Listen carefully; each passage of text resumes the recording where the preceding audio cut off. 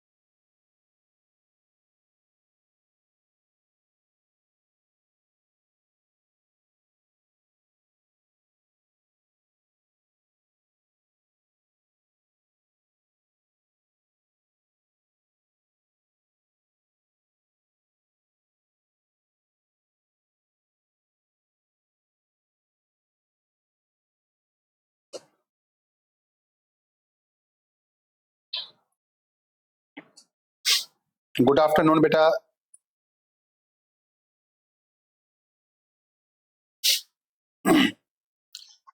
आज हम स्टार्ट करेंगे बेटा, दो मॉड्यूल हमें आज कवर करने हैं। Module number 5 productivity management and quality management, और इसी के साथ साथ हम दूसरा मॉड्यूल भी कवर करेंगे, वो आगे देखेंगे इस चैप्टर के बाद। तो सबसे पहले हम बात करते हैं बेटा, इस टॉपिक के अंदर एग्जाम बूस्टर की क्लास में हमने कौन कौन से क्वेश्चन आपको बताए थे जो हमें कवर करने हैं इस क्लास के अंदर।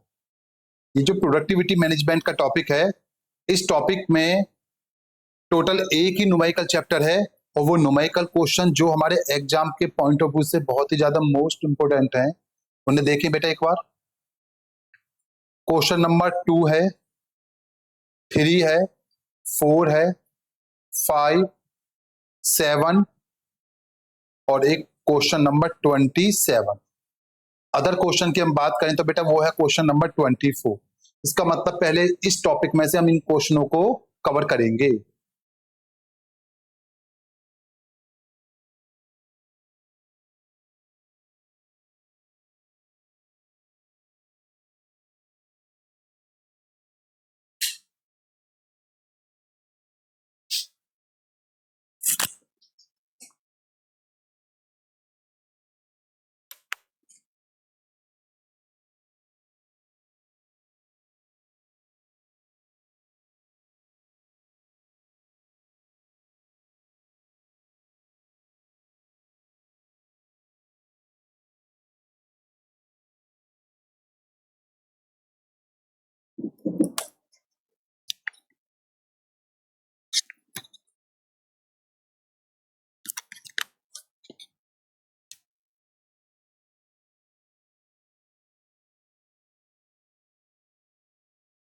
चलिए बेटा स्टार्ट करते हैं। हाँ जी,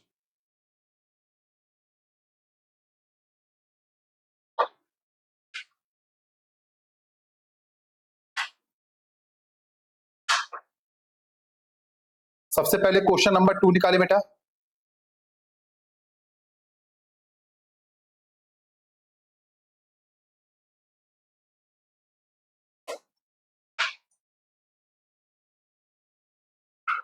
ये लीजिए बेटा क्वेश्चन नंबर 2। हाँ जी,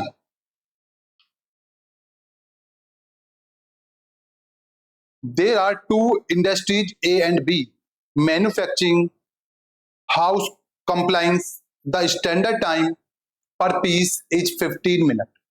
क्वेश्चन बताया बेटा, दो इंडस्ट्री हैं, जो ए इंडस्ट्री और बी इंडस्ट्री, ये एक प्रोडक्ट बनाती है। उस प्रोडक्ट को बनाने का जो स्टैंडर्ड टाइम है पर पीस, इसका मतलब पर यूनिट जो स्टैंडर्ड टाइम है वो है 15 minute. The output of two small scale industry, इन दोनों इंडस्ट्रियों ने जो बेटा प्रोडक्ट बनाया है 30 यूनिट और 20 यूनिट पर शिफ्ट ऑफ 8 आवर्स। 8 आवर्स में इन्होंने बनाई है 30 और 20। Find the productivity of each per shift of 8 hours. आपको प्रोडक्टिविटी बतानी है इन दोनों की 8 आवर्स की।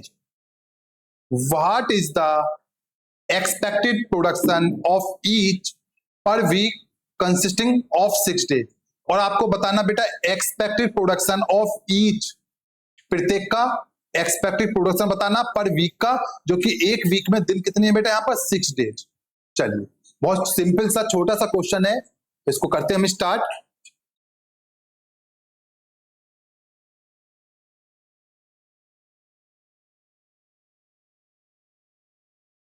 ये लीजिए बेटा क्वेश्चन नंबर 2। यहां पर प्रोडक्टिविटी का फार्मूला बेटा, productivity is equal to actual output divide standard output.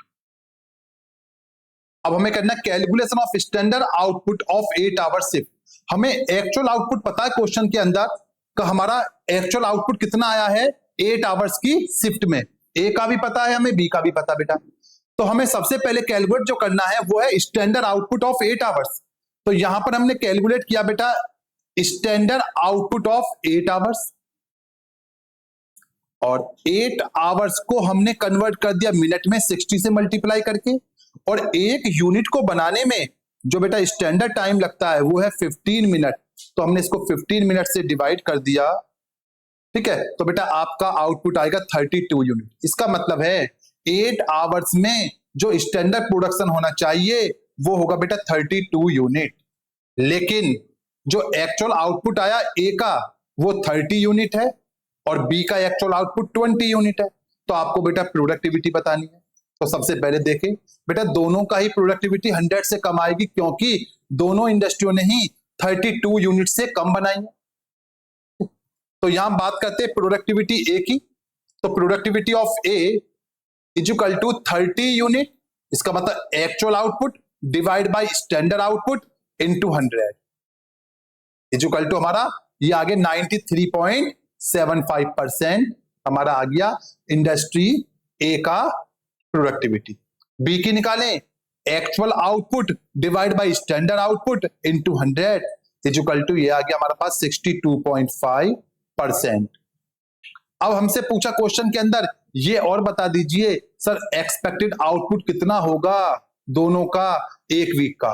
Sir जब एक वीक में हमें दिन बता दिए 6 डे हैं और बेटा पर डे ए कितना बनाता 30 यूनिट, तो 30 से मल्टीप्लाई कर दो 6 डे को, बेटा एक वीक में बनेंगे यहाँ पे 180 यूनिट और बी की बनेंगे बेटा 120 यूनिट। ये हो गया हमारा ए और बी का एक्सपेक्टेड आउटपुट।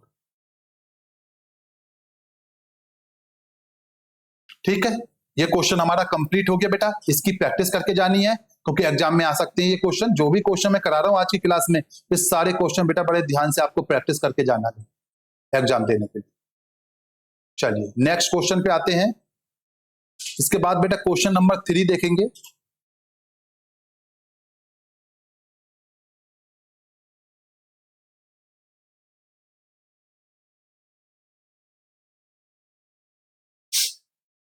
हाँ जी, question number 3, the following data is available for a machine in a manufacturing unit.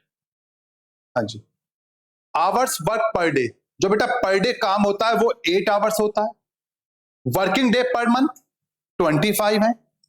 Number of operators एक ही है। Standard minute per unit of production, production करने के लिए जो बेटा स्टैंडर्ड टाइम लगता है एक यूनिट में, उनके बारे में इंफॉर्मेशन है। कैसे? मशीन का टाइम है 22 मिनट और ऑपरेटर का टाइम है 8 minute. Total time per unit हो गया 30 मिनट।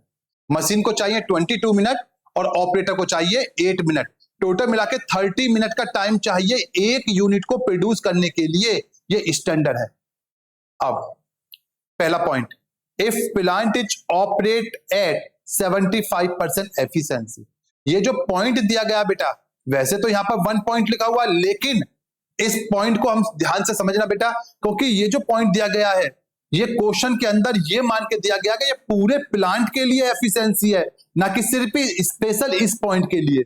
जो सजेस्टेड आंसर है या इंस्टीट्यूट की बुक में सॉल्यूशन है या ऐसे क्वेश्चन अब तक जो भी एग्जाम में आए हैं, उन्होंने क्या माना है, वो ये मान के चलते हैं कि बेटा ये जो प्लांट ऑपरेट होता है वो 75% एफिशिएंसी पे होगा और ये जो पहला पॉइंट है ये बेटा देखा जाए तो फर्स्ट पॉइंट हमारा यहां से स्टार्ट होता है। ओके, ये फर्स्ट पॉइंट हमारा यहां से स्टार्ट होता है, लेकिन ये जो पॉइंट है if plant is operate at 75% efficiency, ये बेटा सबके लिए, इन तीनों पॉइंटों के लिए कॉमन है। फर्स्ट पॉइंट हमारा स्टार्ट होता है यहां से, क्या, the operator is working at 100% efficiency, what is the output per month. यहां से होना चाहिए लॉजिकल स्टार्ट, जिस बेस पर इन्होंने सॉल्यूशन दिया हुआ, लेकिन नहीं लिखा हुआ, सिर्फ ऐसे ही लिख देते हैं फर्स्ट पॉइंट के साथ, और बच्चों को कंफ्यूजन होता है शायद ये प्लांट इसी के लिए है, लेकिन नहीं, सॉल्यूशन जितनी बार भी आया एग्जाम में उन सब में यही एग्जाम्पशन लेके चलते हैं, वो क्या का ये प्लांट सबके लिए क्या है, कॉमन पॉइंट है। चलिए तो इसको थोड़ा ध्यान रखेंगे, मैंने अंडरलाइन कर दिया इसलिए। आगे बेटा, ऑपरेटर वर्किंग है 100% एफिशिएंसी, जब यहां ऑपरेटर की एफिशिएंसी 100% बताई है और बेटा मशीन की नहीं बताई गई, तो मशीन की भी 100% मान के चलेंगे, और क्वेश्चन में बताना आपको what is the output per month. चलिए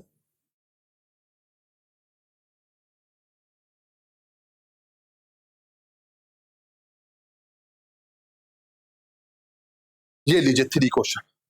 सबसे पहले हम लिखेंगे टोटल मंथली वर्किंग आवर। हाँ जी, एक मंथ में टोटल वर्किंग आवर कितने हैं ये चेक करें। सर 25 तो डेज है और 8 आवर्स पर डे काम होता है, तो टोटल हमारे पास आवर्स हो गए 200 आवर्स। अब क्वेश्चन के अंदर if plant operate 75% efficiency and operator की एफिशिएंसी कितना बेटा 100% है, तो यहां पर आउटपुट बताना, आउटपुट पर मंथ। तो बेटा फार्मूला हो जाएगा हमारे पास, क्योंकि हमारे पास जो स्टैंडर्ड टाइम था वो मिनट में है, तो बेटा आवर्स को पहले मिनट में कन्वर्ट करें, 200 hours into 60 minute divide 30 minute is equal to, जो भी आंसर आएगा उसको मल्टीप्लाई करना है हमें कितने से बेटा, 75 से, क्योंकि 75% प्लांट ऑपरेट होता है, तो ये आउटपुट आएगा बेटा आपका 400 का 75% करोगे, तो ये हमने करा 75%, तो बेटा आउटपुट आएगा आपका कितना, 300 यूनिट। ये इसका हो जाता बेटा फर्स्ट पॉइंट। सेकंड पॉइंट को देखें, तो सेकंड पॉइंट में ये कहता है if machine productivity is increase by 10% over the existing labour. बेटा जो हमारी प्रोडक्टिविटी है किसकी, हाँ जी मशीन की प्रोडक्टिविटी बेटा इंक्रीज हो चुकी है 10% किससे, पुराने वाले लेवल से, एग्जिस्टिंग लेवल जो इस समय प्रेजेंट में लेवल है उससे, तो आपको आउटपुट बताना। तो ध्यान से समझना बेटा, सिर्फ प्रोडक्टिविटी इंक्रीज हुई है मशीन की, तो बेटा पहले मशीन को टाइम लगता था एक यूनिट को बनाने में 22 मिनट, तो अब जब उनकी प्रोडक्टिविटी 10% इंक्रीज हो चुकी है, तो क्या बेटा अब एक यूनिट को बनाने में भी 22 मिनट लगेंगे, कम लगना चाहिए, क्योंकि यदि हम बात करें इस टाइप से तो बेटा 22 मिनट में पहले बनती थी एक यूनिट, तो अब यदि आपने 22 मिनट का टाइम लगाया तो बेटा 10% आपका आउटपुट आएगा ज्यादा, इसका मतलब आउटपुट आएगा 1 की जगह पर 1.10, 10% एक्स्ट्रा। लेकिन क्योंकि मुझे तो एक यूनिट बनाने के लिए कैलकुलेशन करनी है, तो बेटा एक यूनिट को बनाने में जो समय लगेगा वो लगेगा अब 20, जो पहले लगता था आपका 22 मिनट। लेकिन ऑपरेटर के बारे में यहां कुछ नहीं कहा गया, तो यह माना जाता है बेटा जब ऑपरेटर के बारे में कुछ नहीं कहा गया तो बेटा ऑपरेटर का जो टाइम है वो सेम पहले की तरह रहेगा 8 मिनट, तो टोटल जो टाइम हो जाएगा वो बेटा 28 मिनट हो जाएगा, जो कि यहां पर 30 था पहले। ओके, तो चलिए स्टार्ट करें, आगे कैसे प्रेजेंटेशन करेंगे। ये लीजिए, if machine productivity is increase by 10%, तो so machine time per unit is equal to 22 minute divide में 1.10 into 1 is equal to 20 minute, but operator time per unit is equal to 8 minute, तो बेटा total time हो गया हमारा 28 minute. ठीक है, output per month निकालें, तो सबसे पहले वही काम जैसे हमने पहले किया, 200 आवर्स को कन्वर्ट करो मिनट में, तो 200 आवर्स इंटू 60 मिनट और डिवाइड में क्या करेंगे बेटा 28 मिनट। अब इन सब का जो आउटपुट आएगा बेटा उसका भी, क्योंकि प्लांट मैंने बता दिया वो कॉमन है सबके लिए, तो प्लांट ऑपरेट होगा 75% एफिशिएंसी पर, तो इसका बेटा 75% करेंगे, तो बेटा हमारा आउटपुट आएगा 321.42, तो अप्रोक्स में लिखेंगे 321 यूनिट। ओके जी, हाँ जी, 321 यूनिट। अब आते बेटा थर्ड पॉइंट पर।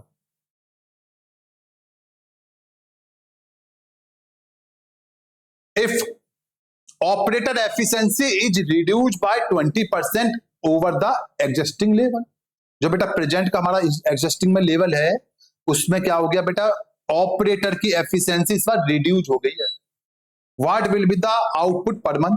तो सिंपल सा लॉजिक बेटा, पहले ऑपरेटर 8 मिनट में बनाता था 1 यूनिट, और यदि ऑपरेटर अब भी 80 मिनट काम करेगा तो सर 20% आउटपुट कम आएगा, क्योंकि उसकी ऑपरेटर की जो एफिशिएंसी है वो 20% से रिड्यूस हो चुकी है बेटा। ओके, तो 20% से रिड्यूस हो चुकी है, तो बेटा यहां पर आएगा 20% कम आउटपुट, इसका मतलब 0.80। लेकिन क्योंकि मुझे तो 1 यूनिट के लिए टाइम कैलकुलेट करना है, तो बेटा यहां पे करेंगे 1 से मल्टीप्लाई, तो ये आ जाएगा बेटा आपका कितना, 10 मिनट। चलिए कैसे प्रेजेंट करना है एक बार देखिए। If operator efficiency reduced by 20%, so operator time per unit 8 minute divided by 0.80 into 1 is equal to 10 minute। But machine का टाइम में कुछ नहीं कहा गया, तो बेटा मशीन का टाइम वही रहेगा जो क्वेश्चन में स्टार्टिंग में था, 22 मिनट। टोटल मिला के टाइम हो जाएगा बेटा आपका 32 मिनट, और आउटपुट निकालना तो वही formula 200 hours into 60 minute divide में 32, और इन सब का आउटपुट 75%, ये आएगा लगभग 281.25, तो इसको हम अप्रोक्स करके लिखेंगे 281। ये बेटा, हाँ जी, ये है बिल्कुल लॉजिकल। लेकिन कुछ स्टैटिमैट के अंदर बेटा इसका सॉल्यूशन प्रेजेंटेशन थोड़ा सा चेंज दिया गया थर्ड पार्ट का। उन्होंने क्या दिया है, यहां पे दिया बेटा operator time per unit 8 divide by 1 into 1.20। ये लॉजिकल हम बात करें तो गलत है, लेकिन बेटा कुछ स्टैटिमैट के अंदर बेटा ये भी प्रेजेंटेशन दी हुई है, तो मैंने इसको समझा दिया। लेकिन जो मैं प्रेफर करूंगा बेटा, ये वाला प्रेफर करूंगा जो ऊपर, क्योंकि मैंने दोनों लॉजिकल से वो बताया है। रिड्यूस वाले जब ऑपरेटर की एफिशिएंसी रिड्यूस हुई, और जब मशीन की एफिशिएंसी प्रोडक्टिविटी इंक्रीज हुई, तो दोनों पर सेम कॉन्सेप्ट लगाया है। तो यहां पर ये वाला कॉन्सेप्ट मैं प्रेफर नहीं करता, लेकिन स्टैटिमैट में और कहीं पर दिया हुआ है, इसलिए मैं इसको भी समझा देता हूं बेटा आपको। 8 डिवाइड बाई 1 किया इंटू 1.20, तो बेटा ये आ गया 9.6, और ये 22 मिनट है हमारा, ये 31.6 आ गया। आउटपुट निकालेंगे तो वही आपका 284.81, इसका मतलब लगभग 285 यूनिट आपका निकल के आएगा। यदि आपको कंफ्यूजन है तो बेटा इन दोनों को यहां पर आप दिखा सकते हो, सिर्फ एक लाइन और है, जबकि लॉजिकल ये वाला सही है, ये वाला सही नहीं है। चलिए, तो चलिए बेटा आगे नेक्स्ट क्वेश्चन की तरफ। तो क्वेश्चन नंबर 4 निकाल लें। ये लीजिए 4 क्वेश्चन आपके सामने। An incentive scheme allow proportionate production bonus beyond 100% performance level. ये कह रहे बेटा एक इंसेंटिव स्कीम अलाउ करी है इन्होंने, proportionate production bonus. Proportionate production bonus वो भी कब, जब आपका परफॉर्मेंस लेवल 100% के आउट जाएगा, बियॉन्ड जाएगा। इसका मतलब सिंपल सा लॉजिक है, 100% से ऊपर जितना भी आपका परफॉर्मेंस लेवल होगा बेटा, इतने ही परसेंट का आपको मिलेगा बोनस। जैसे फॉर एग्जांपल मान लीजिए आपका परफॉर्मेंस लेवल आता है 110%, तो बेटा आपका 100 से ज्यादा कितना 10, तो 10% ही आपको मिलेगा प्रपोर्शनेट बोनस। यस, यहां पर देखो क्वेश्चन में क्या लिखा है, ऑपरेशंस। ऑपरेशंस का मैं क्या है, क्या चीज बनाते हैं ये, तो ये करते हैं assembling pocket transistor radio set. Okay, work content में क्या है, 30 स्टैंडर्ड मिनट पर असेंबलिंग सेट।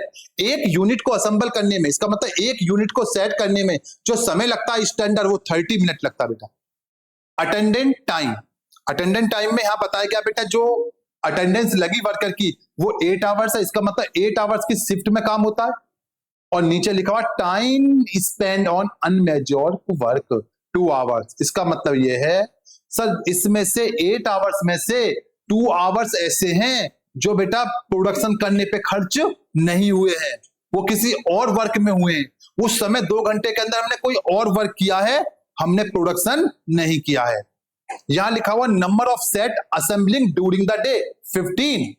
सर जी जो 15 आउटपुट है ड्यूरिंग द डे का, ये माना जाएगा 6 आवर का, क्योंकि आपकी अटेंडेंस जरूर लगी 8 आवर्स की, लेकिन बेटा 2 आवर्स का टाइम तो ऐसा था जिसमें आपने वर्क किया ही नहीं है, प्रोडक्शन से रिलेटिव वर्क नहीं किया है, कुछ और काम किया है। तो इसका मतलब ये जो आउटपुट है आपका 15 यूनिट, ये बेटा 6 आवर का है। वेजिस रेट है आपका 4 रुपीज पर आवर। यस, और आगे क्वेश्चन में क्या क्या कैलकुलेट करना है, 3 पॉइंट कैलकुलेट करने। पहला point incentive bonus, second point में total payment receive by an operator on a particular day during which the following particular apply. पूरे दिन के अंदर वर्कर को, ऑपरेटर को बेटा कितना अमाउंट पे किया गया है। और थर्ड में what is the net labour productivity achieve by the operator during the day. Labour की हमें क्या बतानी है, प्रोडक्टिविटी बतानी है। हाँ जी, चलिए ये लीजिए क्वेश्चन नंबर है हमारा ये 4।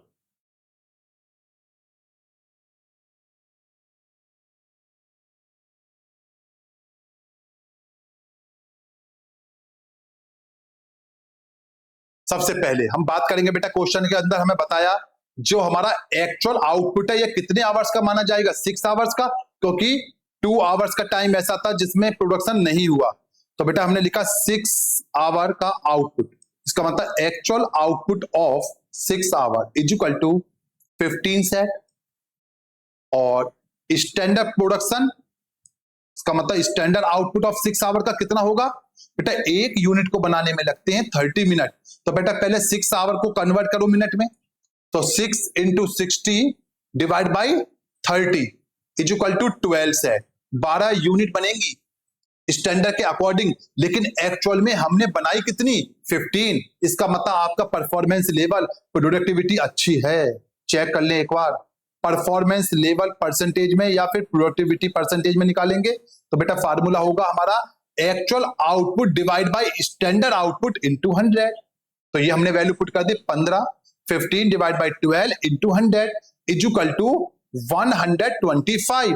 तो बेटा यहां पर हम चेक करेंगे हमारा जो 100 से ज्यादा आउटपुट है, 100 से ज्यादा जो परफॉर्मेंस है वो कितना है, ओनली 25% एक्स्ट्रा है।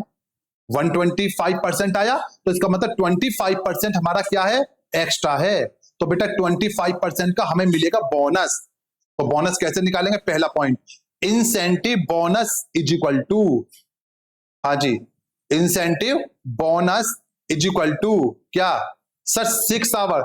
यहां 6 क्यों लिया सर, 8 आवर्स नहीं लेना चाहिए, नहीं बेटा, प्रोडक्टिव बोनस हम बात करेंगे जितने समय में एक्चुअल में काम हुआ था बेटा, उसी के बेस पर तो हमारा परफॉर्मेंस काउंट किया गया है, तो उसी के बेस पर हमें बोनस मिलेगा।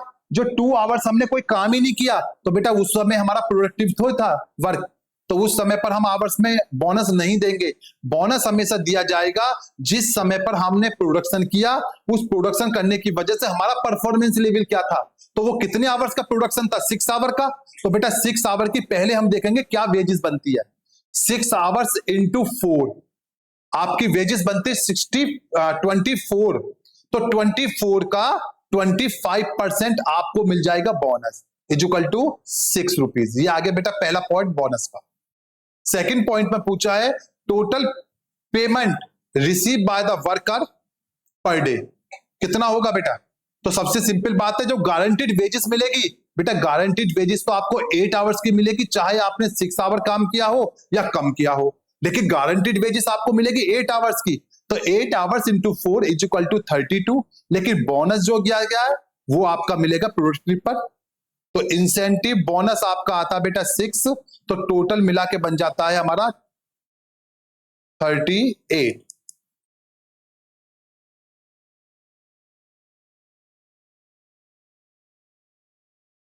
थर्ड पार्ट नेट, हाँ जी, net labour productivity per hour. हाँ जी, क्या निकालना, net labour productivity per hour is equal to total output actual का, और डिवाइड में टोटल नंबर ऑफ आवर। बेटा 15 यूनिट बनाई हमने, कितने आवर्स में? 6 में। तो बेटा पर आवर की प्रोडक्टिविटी होगी 2.57। ये बेटा क्वेश्चन हो गया हमारा कंप्लीट। इसके बाद क्वेश्चन नंबर 5 पे आते हैं।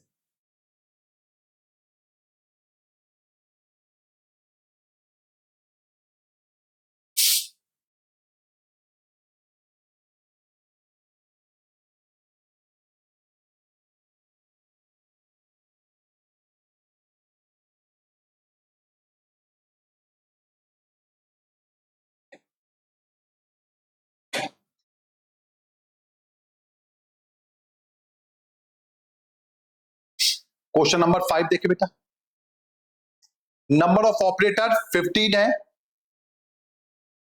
नंबर ऑफ ऑपरेटर 15 है, डेली वर्किंग आवर्स 8 हैं, number of days per month 25 है, standard production per month 300 unit है, और standard labour hours per unit 8 है। The following information was obtain for नवंबर 2010। हमें नवंबर 2010 का एक एक्चुअल इंफॉर्मेशन गिवन है। ये हमारे पास स्टैंडर्ड इंफॉर्मेशन थी। ऑपरेटर 15 है पर डे, डेली काम होता है 8 आवर्स, टोटल मंथ में होता है 25 दिन काम। स्टैंडर्ड प्रोडक्शन होना चाहिए इनके अकॉर्डिंग 300 यूनिट, और standard labour hour per unit है 8। अब यहां समझे बेटा, man days lost due to absent. यहां पर वर्कर क्या थे बेटा? एब्सेंट थे, जिसकी वजह से 30 मैन डेज लॉस्ट हो गए। अब मैन डेज क्या होंगे बेटा? Total operator into per day working hour जितने होंगे उनको मल्टीप्लाई करेंगे, ठीक है? तो उसमें से मैन डेज आगे आता बेटा। यूनिट प्रोड्यूस, जो यूनिट प्रोड्यूस की गई है वो 240, और बेटा आइडल टाइम है 276 मैन आवर। ओके, चलिए पहला पॉइंट क्वेश्चन के अंदर पूछा गया बेटा, परसेंटेज बताइए एब्सेंट। दूसरा पॉइंट है efficiency of utilisation of labour. तीसरा है productivity, productivity efficiency of labour, या efficiency of utilisation of labour है, या प्रोडक्टिविटी एफिशिएंसी ऑफ लेबर है। Overall productivity of labour in terms of unit produce per man per month. हाँ जी, चलिए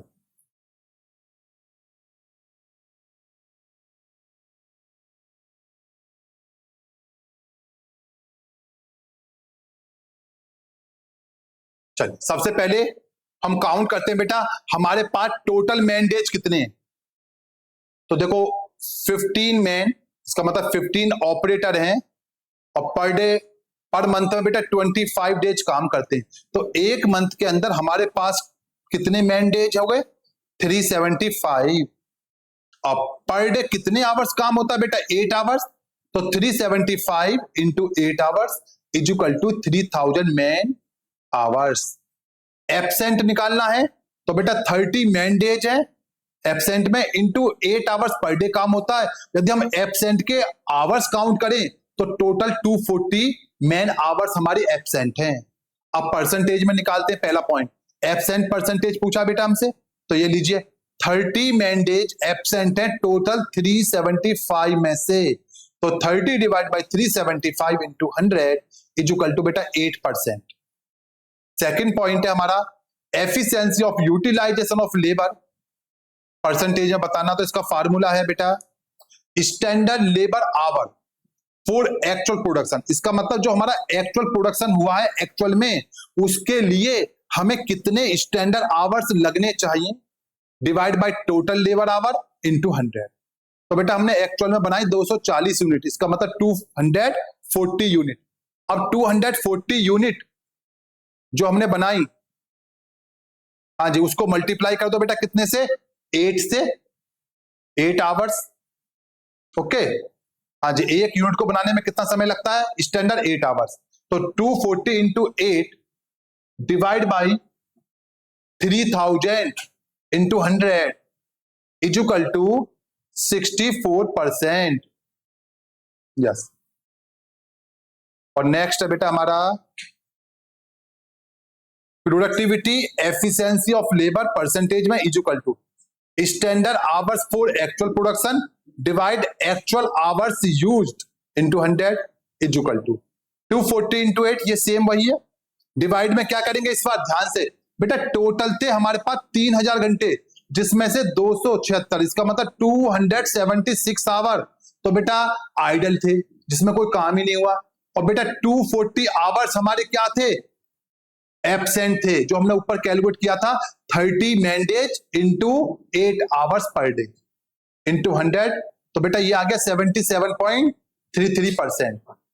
और इसके बाद लास्ट क्वेश्चन पॉइंट इसका, overall productivity of labour, overall productivity of labour standard में 300 डिवाइड बाई 15, क्योंकि बेटा हमने बात करें स्टैंडर्ड की तो स्टैंडर्ड प्रोडक्शन तो 300 है, और कितने ऑपरेटर के द्वारा काम किया गया ये बेटा 15, इसका मतलब एक ऑपरेटर ने प्रोडक्शन किया बेटा 20 यूनिट का, और एक्चुअल में देखें तो 240 यूनिट बनी, इसका मतलब 240 divide by 15 is equal to, हाँ जी 15 इज इक्वल टू आ गया हमारा 16।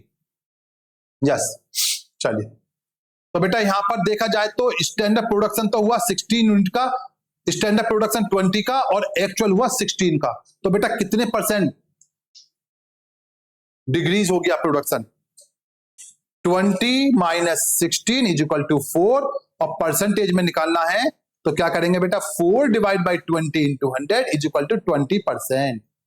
यस, ये ठीक है। चलिए अब आइए बेटा क्वेश्चन नंबर 7 पर।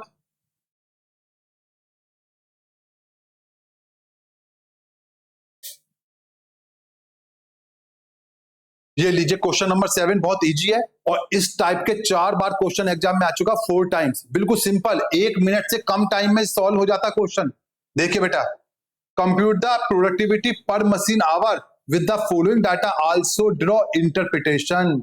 हाँ जी, सिर्फ आपको बेटा कैलकुलेट करनी है प्रोडक्टिविटी, और साथ में इंटरप्रिटेशन देनी है बेटा प्रोडक्टिविटी के पर। तो देखो ध्यान से बेटा, मंथ जनवरी फरवरी मार्च, नंबर ऑफ मशीन एम्प्लॉयड दे रखे, वर्किंग आवर्स गिवन है, प्रोडक्शन यूनिट पर मंथ का ये भी गिवन है। तो ये चारों चीजें गिवन है, तो बिल्कुल सिमिलर हम कॉपी कर लेंगे पहले इन चारों पॉइंट को, और कैलकुलेशन सिर्फ एक टेबल की करनी है। ये देखिए कैसे करना सॉल्व।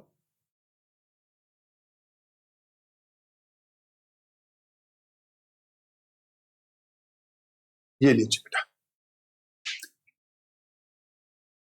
हमारी पहली टेबल, सेकंड, थर्ड और फोर्थ, ये चारों क्वेश्चन में गिवन है। अब हमें क्या करना है, टोटल मशीन आवर और निकाल लें।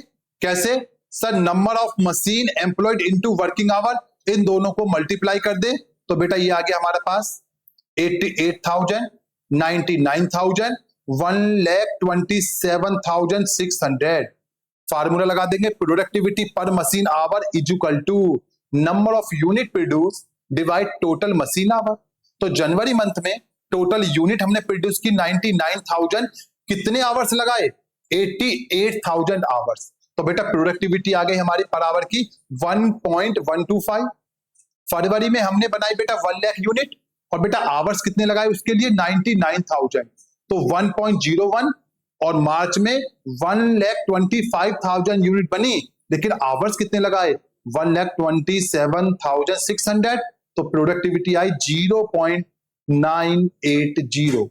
तो यहां पर देखा जाए तो बेटा देखो लॉजिकल, बेटा प्रोडक्शन हमारा एवरी मंथ इंक्रीज हुआ, जनवरी में हुआ 99,000, फरवरी में हुआ 1 लाख, और मार्च में हुआ 1,25,000। यदि मैं इसके बेस पे देखूं तो बेटा मेरा प्रोडक्शन एवरी मंथ क्या हो रहा है, इंक्रीज, लेकिन प्रोडक्टिविटी के बेस पे देखूं तो बेटा मेरा एवरी मंथ प्रोडक्टिविटी हो रही है डिग्रीज, तो बेटा इसका मतलब प्रोडक्शन सही नहीं है। तो इंटरप्रिटेशन में लिख देंगे, हाँ जी बुक में ही लिखा हुआ है किस टाइप से, ये लीजिए ये आंसर आ गया। इंटरप्रिटेशन में क्या लिखना, through the total production in number of unit is increasing और द प्रोडक्टिविटी इज डिक्लाइन। बेटा हमारा नंबर ऑफ यूनिट प्रोड्यूस जो हो रही है वो तो इंक्रीज हो रही है, लेकिन बेटा हमारा जो प्रोडक्टिविटी है वो क्या हो रही है, डिक्लाइन हो रही है। ये इंटरप्रिटेशन आपको लिखना सिर्फ। चलिए इसके बाद नेक्स्ट क्वेश्चन पे आते हैं, क्वेश्चन नंबर है हमारा 27।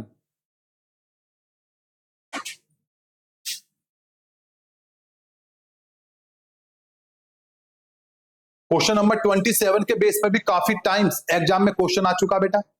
हाँ जी,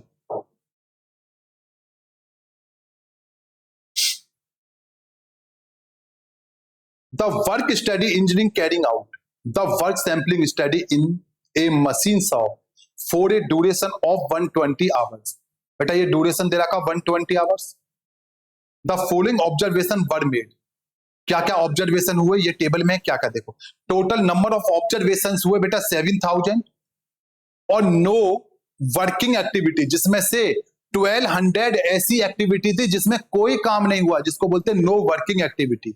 जो काम हुआ बेटा वो भी दो टाइप से, कुछ काम मशीन ने किया और कुछ मैनुअल हुआ।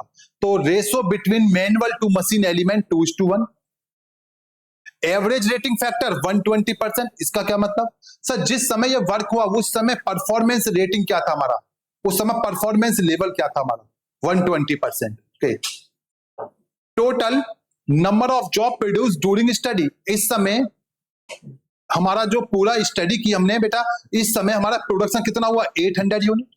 और बेटा रेस्ट एंड पर्सनल अलाउंसेस था 17%। Compute the standard time for the job, standard time for the job बता दीजिए बेटा। चलिए करते calculate.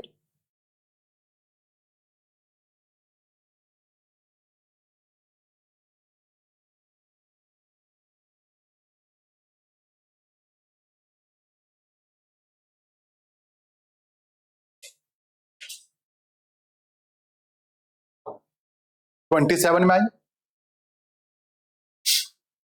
Total time duration 120 hours, question में गिवन था बेटा। Total time duration 120 hours question में गिवन था। अब ध्यान से समझना बेटा, overall time per unit, overall time per unit बेटा, ओवरऑल टाइम था हमारे पास 120 आवर्स, इसको बेटा हमने कन्वर्ट कर दिया मिनट में। 120 hours into 60 minute divide by 800 output. हमारा जो यूनिट बनी थी इतने समय में कितनी बनी, टोटल 800। तो बेटा डिवाइड किया 800 से, तो एक यूनिट को बनाने में जो बेटा ओवरऑल टाइम लगा वो लगा 9 मिनट।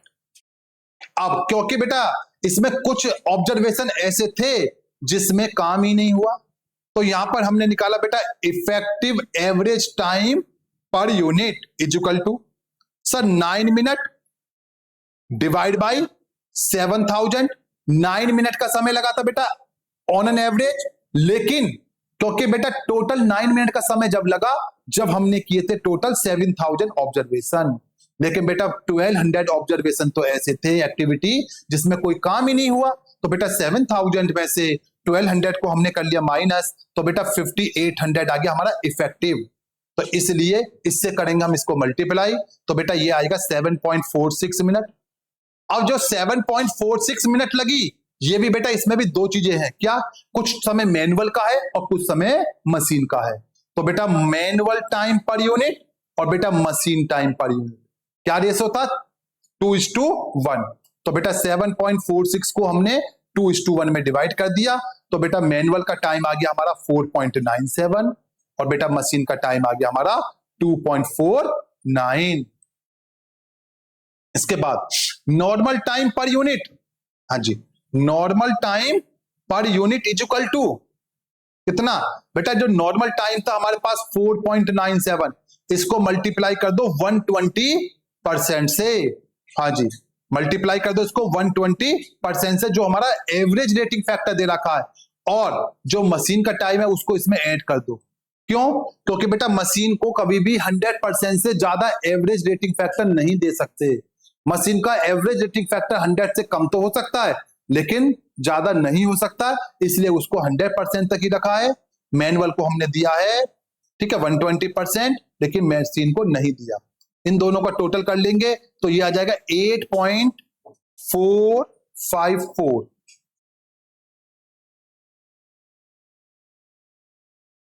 हाँ जी, कितना आ जाएगा 8.454। यस।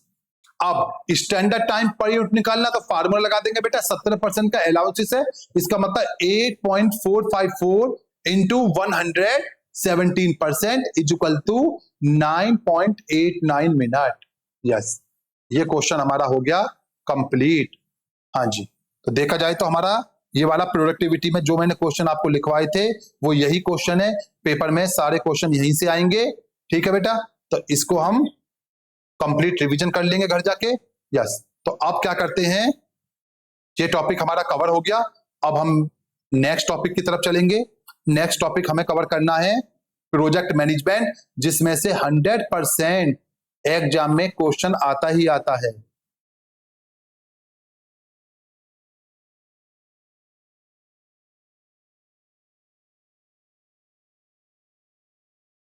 तो अब स्टार्ट करेंगे हम बेटा मॉड्यूल नंबर 6। ठीक है, मैनेजमेंट का। इतने 1 मिनट का आप रेस्ट कर सकते हैं। यस,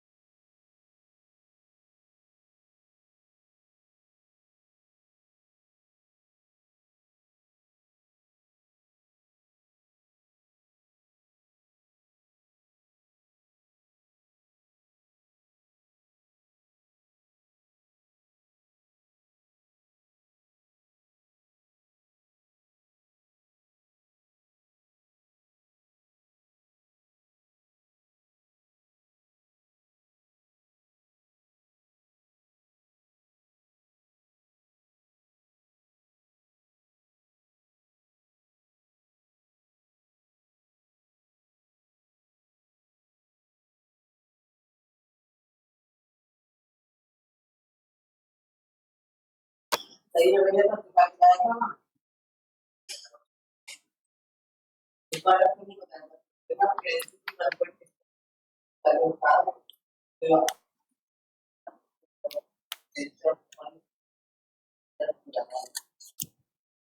ऊपर ले जाओ।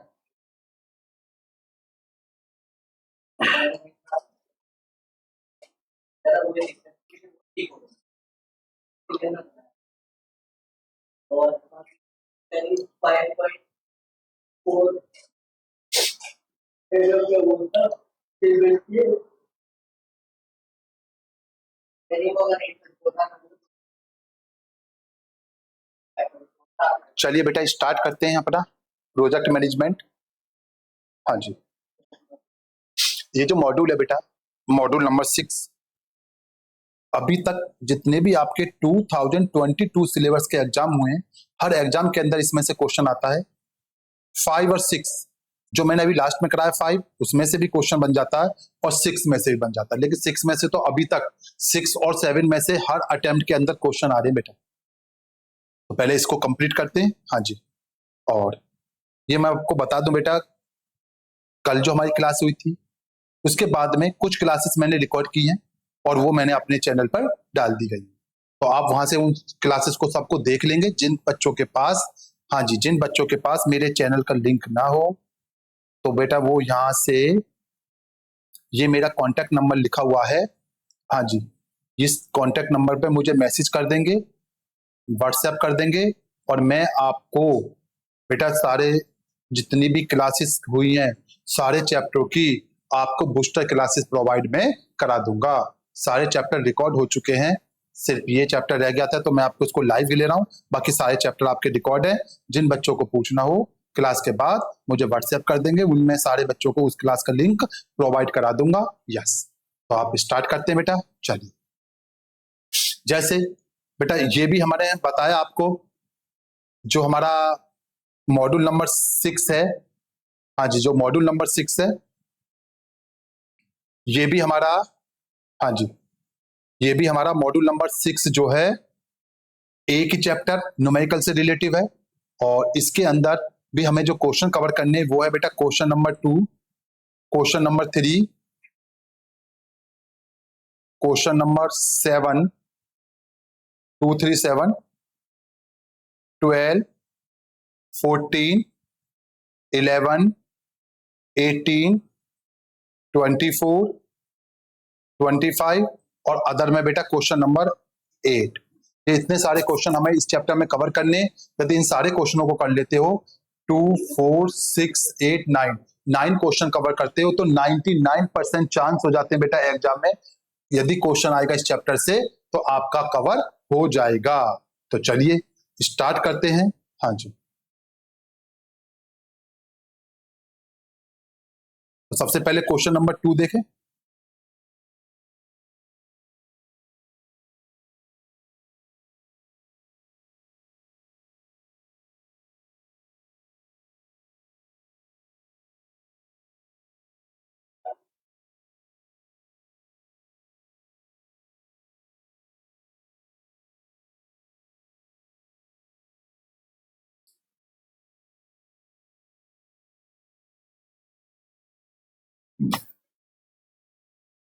ये लीजिए बेटा question number 2। The project consist of 7 activity. A project consists of 7 activity. Activity P, Q, R run simultaneously. The relationship among the various activity is as follow. हाँ जी, activity P, Q, R immediate success में STU. Activity V is the last operation of the project and it is also immediate success to ST and U. Draw the network of the project. देखो इस type के क्वेश्चनों में करना क्या होता है हमें समझ लीजिए बेटा। क्वेश्चन के अंदर लिखा हुआ है V is the last operation of the project. तो बेटा जब हम डायग्राम बनाते हैं तो इस टाइप से बनाते हैं, ये सबसे लास्ट एक्टिविटी है V,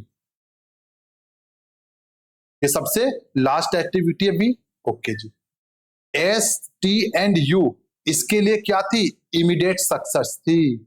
हाँ जी, ये जो V है it is also immediate success का मतलब होता है ये जो है ना इमीडिएट सक्सेस इसके बाद बनेगी, just S T and you के जस्ट बाद बनेगी हमारी वी। तो बेटा इसका मतलब ये था, ये एक एरो है आया एस टी यू। हाँ जी, ये बेटा हमारा एस, ये टी और ये यू। ओके, और immediate success S T U के लिए क्या था बेटा, एस टी यू किसके लिए इमीडिएट सक्सेस थे, पी क्यू आर के लिए। तो यहां से पी इसके लिए, क्यू इसके लिए और आर इसके लिए। ये बन जाता डायग्राम, इसमें नंबरिंग 1, 2, 3, 4, 5 और ये 6। इस टाइप से ये डायग्राम बनेगा बेटा क्वेश्चन नंबर 2 का। और ऐसे क्वेश्चन एग्जाम में आते हैं बेटा। हाँ जी, चलो एक बार देख लेते हैं।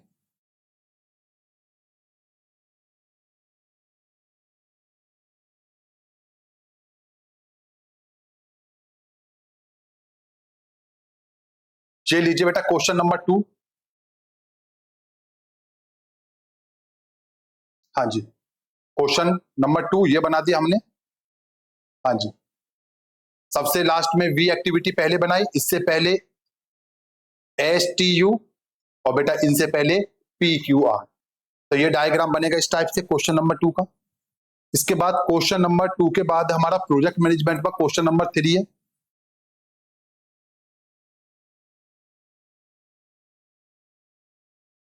ये बना हुआ डायग्राम देखो, ये 3 की बात करें, 3 की बात करें तो देखो बेटा बनाना कैसे, यहाँ पे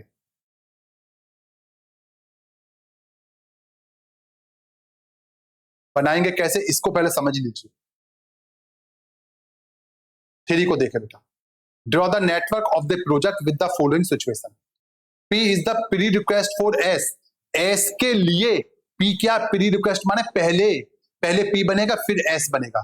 Q is the pre request for S और T के लिए, और R is the pre request for T के लिए, S एंड T है प्री रिक्वेस्ट किसके लिए, U के लिए, U किसी के लिए नहीं है, तो बेटा इसका मतलब है U जो होगा ये इस प्रोजेक्ट की सबसे लास्ट एक्टिविटी होगी, और बेटा डायग्राम यहीं से बनेगा। ये बना दिया हमने U।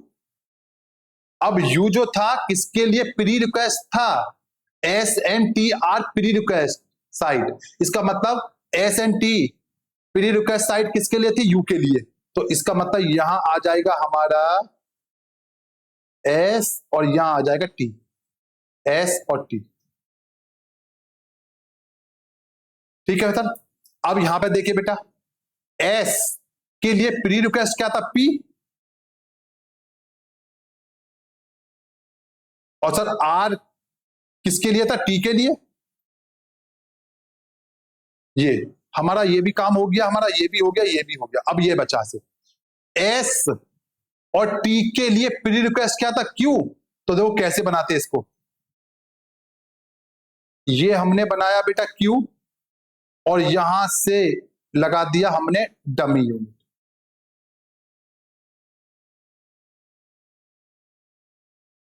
इसका मतलब ये है, ये नंबरिंग कर देंगे 1 2 3 4 5 और ये 6, इसका मतलब ये है, देखो ये जो मर्ज पॉइंट है ये S और Q का मर्ज पॉइंट है, यहां से जो एक्टिविटी बनेगी वो कहलाई जाएगी S और Q के बाद वाली, ये जो पॉइंट है ये Q का और T का मर्ज पॉइंट है दोनों के लिए, ठीक है जी, यस। तो यही डायग्राम बनाया होगा, देख लीजिए इसी टाइप से बना हुआ,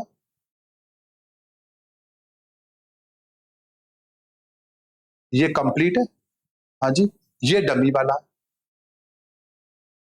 इससे कोई फर्क नहीं पड़ता बेटा, यहाँ पे 2 डालो या यहाँ पे 3 डालो, इससे कोई फर्क नहीं पड़ता, 1 यहाँ कर सकते हो, 1 तो यही है, 1 2 इसको लिख दो, 3 इसको लिख दो, 4 इसको लिख दो, कोई प्रॉब्लम नहीं है, 2 लिख दो, 3 लिख दो, 4 लिख दो, इसको 2 लिख दो, 3 लिख दो, 4 लिख दो, कोई फर्क नहीं पड़ता, लेकिन ऐसा नहीं होना चाहिए कि सर यहाँ पे हमने 1 लिख दिया, यहाँ पे इसको 4 लिख दिया, इसको 2 लिख दिया, कहीं भी कुछ भी लिख दो, नहीं चलेगा, सीक्वेंस में से 1 2 3 4 या 1 2 3 4 इस टाइप से बेटा। चलिए तो ये क्वेश्चन हो गया हमारा, 2 भी हो गया, 3 भी हो गया। अब करते हैं बेटा क्वेश्चन नंबर 7।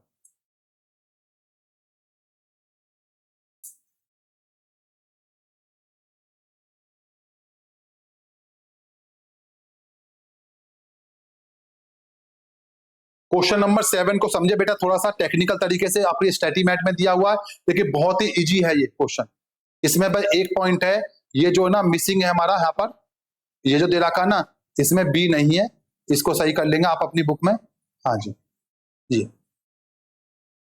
ओके, बस इतना सा है, बाकी का क्वेश्चन सही है, मिसप्रिंट हो गया था यहाँ पर, ये समझे बेटा। Question number 7, project with the following data, project with the following data is to be implemented, draw the network and find the critical path। हाँ जी, critical path कैलकुलेट करना है, और साथ में ये पॉइंट है, what is the minimum duration of the project, draw a Gantt chart for the earliest start schedule, और determine the peak required money and day on which it occurred above schedule।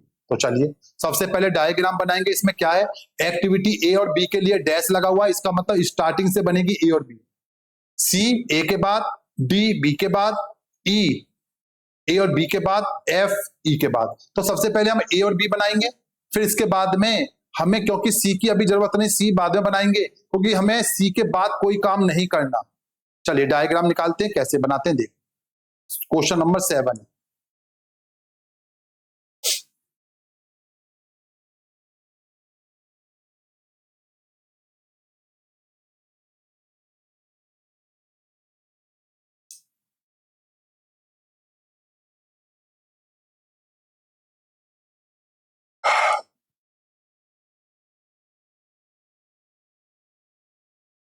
ये आगे बेटा question number 7,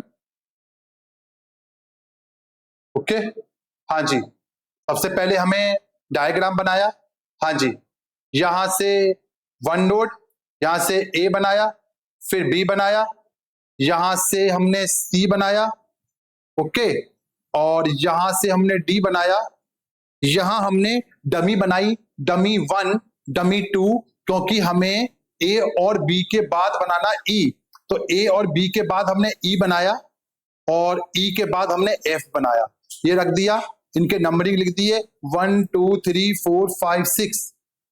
okay, अब यहां से हम ढूंढते बेटा क्रिटिकल पाथ, तो क्रिटिकल पाथ के लिए सबसे पहले हमने निकाले ऑल पॉसिबल पाथ, यहां से स्टार्ट करेंगे और बेटा हम यहां तक आएंगे, तो यहां से यहां तक स्टार्ट करने में देखो कैसे जा सकते रास्ते। एक रास्ता बनता हमारा, पहले हमने ए करा और ए के बाद हमने सी बनाया, क्या बन सकता पाथ, ए और ए के बाद सी, तो ए सी, टाइम कितना इसमें 2 और इसमें 1 मिला के 3। दूसरा एक और रास्ता, पहले ए बनाया फिर डमी बनाई फिर ई बनाया और फिर एफ बनाया, तो बेटा ए डमी 1 ए ई और एफ, 2 डमी की वैल्यू 0 होती है, फिर 3 2 इक्वल टू 7। इसके बाद हमने यहां पर बी बनाया, हाँ जी, यहां पर हमने क्या बनाया बेटा, बी बनाया, बी के बाद फिर डमी बनाया, ओके, हाँ जी, पहले बी बनाया, बी के बाद फिर हमने डमी 2 बनाया, फिर ई बनाया, फिर एफ बनाया, बी डमी 2 ई और एफ, टाइम कितना 4 0 3 और 2, तो 4 0, हाँ जी 4 0 3 और 2 मिला के हो गया बेटा 9, यस, और फिर हमारा पास आता है एक बी और एक डी, बी डी, तो ये 4 + 2 = 6। ओके, तो बेटा इसमें सबसे बड़ा जो टाइम लगा वो 9 में स्टार लगा दिया, तो यही कहलाया जाएगा हमारे लिए क्या, critical path, B dash dummy 2 dash E और एफ, तो ये हो गया हमारा क्रिटिकल पाथ। इसके बाद क्वेश्चन में कहता है हमसे minimum duration of the project, तो बेटा इसके अंदर जो क्रिटिकल पाथ का टाइम आया बेटा वही हमारे लिए कहला जाएगी minimum duration of the project, ये हो गया हमारा minimum duration of the project. इसके बाद क्वेश्चन में कहता है हमसे Gantt chart for earliest start schedule, हाँ जी, क्या पूछा, draw the Gantt chart for earliest start schedule, तो देखो कैसे बनाएंगे इसको, इसको मैं ड्रॉ करके दिखा देता हूं आपको, यहां पे बेटा ये कट रहा है,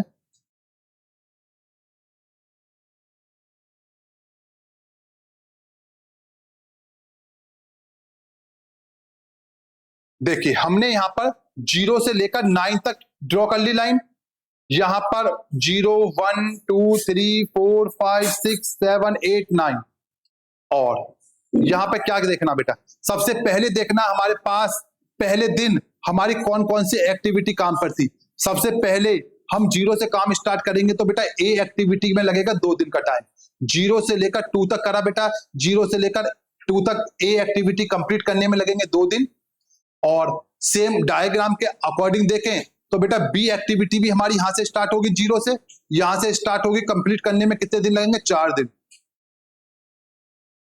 तो बी हमारा बेटा यहां से स्टार्ट होगा, 0 से लेकर 4 दिन लगेंगे। और जो हमारा सी है, जो सी है, सी हमारा होगा बेटा किसके बाद स्टार्ट हो जाएगा, ए के बाद, तो ए को कंप्लीट करने में तो लगेंगे 2 दिन, तो हम सी को स्टार्ट कर सकते हैं 2 के बाद, इसका मतलब तीसरे दिन से ये हमारा स्टार्ट हो जाएगा 2 से लेकर 3 में। ओके, अब हम बात करते हैं बेटा डी की, डी होगा बी के बाद, तो बी खत्म होता है 4 पर, तो डी को खत्म करने में कितना समय लगेगा, 2 दिन, 4 से स्टार्ट होगा 6 पे खत्म हो जाएगा बेटा। इसके बाद ई होगा हमारा ए और बी के बाद, ए 2 दिन में खत्म हो जाता है, बी 4 दिन में, इसलिए 4 से पहले हम ई के वर्क स्टार्ट नहीं कर सकते, ई हमारा स्टार्ट होगा 4 दिन से, और कितने दिन में खत्म होगा, 4 और 3 7, 7 पे जाके खत्म होगा। और बेटा इसके बाद एफ स्टार्ट होगा हमारा 7 से स्टार्ट होगा, क्योंकि वो ई के बाद होगा, 7 और 2 9, तो इसलिए कैसे भी काम करिए सर 7 9 दिन से पहले ये काम कंप्लीट नहीं हो सकता।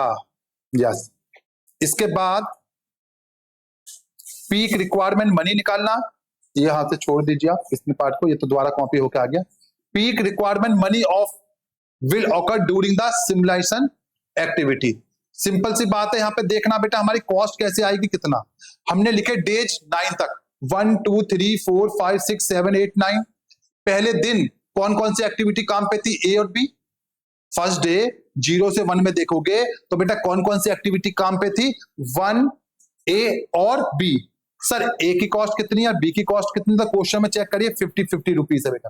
देखो पहले दिन काम पे कैसे देखेंगे, यहां से यहां तक देखे कौन कौन सी, ए और बी, दो एक्टिविटी काम पर है, तो बेटा हमने लिख दिया ए और बी। 50 रुपए ए के, 50 रुपए बी के, 100 रुपए खर्च होंगे। बी सेकंड दिन भी बेटा ए और बी काम पर है 50-50। थर्ड डे देखोगे तो बेटा ए का काम तो 2 दिन में खत्म हो गया, अब स्टार्ट होता है बेटा बी और सी, क्योंकि ए के बाद फिर काम पे हो गया सी स्टार्ट। तो बेटा तीसरे दिन कौन कौन सी एक्टिविटी काम पे थी, बी और सी। 50-40 मिला के 90। अब बात करते हैं फोर्थ डे, ओनली बी काम पे थी, बी एक्टिविटी का वर्क चल रहा था 4 डे, तो 50 रुपए। और फिफ्थ डे सर डी और ई चेक कर लिए एक बार। फिफ्थ डे सर ये रहा 4 से 5, हाँ जी 4 से 5 6 डे, फिफ्थ डे डी भी है और ई भी है, और बेटा 5 से 6 में भी हमारा डी भी रहेगा और ई भी रहेगा। तो बेटा हमने बना दिया फिफ्थ डे डी और E, fifth day sixth day D और ई, इनकी है 100 रुपीज 100 रुपीज, दोनों के 100 है तो 200। सेवन डे ओनली ई रहेगा काम पे तो 100, 8 डे ओनली एफ और 9 डे भी एफ, तो बेटा 60-60। अब इसमें से हमें चेक करना सबसे हाईएस्ट वैल्यू क्या आई। यहाँ पे बेटा 2 वैल्यू आ गई हाईएस्ट, 200, अदरवाइज 1 आती, कोई एक वैल्यू आती तो उसको लिखते, और वो किस डे की अमाउंट है उसे लिख देते, तो वही कहला जाता पीक रिक्वायर्ड टाइम। तो पीक टाइम तो 5th एंड 6th डे है, और बेटा रिक्वायर्ड मनी कितनी है 200 पर डे। ये वाला पार्ट हमारा कवर हो जाता बेटा यहां से। इसके बाद क्वेश्चन नंबर 1 देखिए बेटा हमारे 12।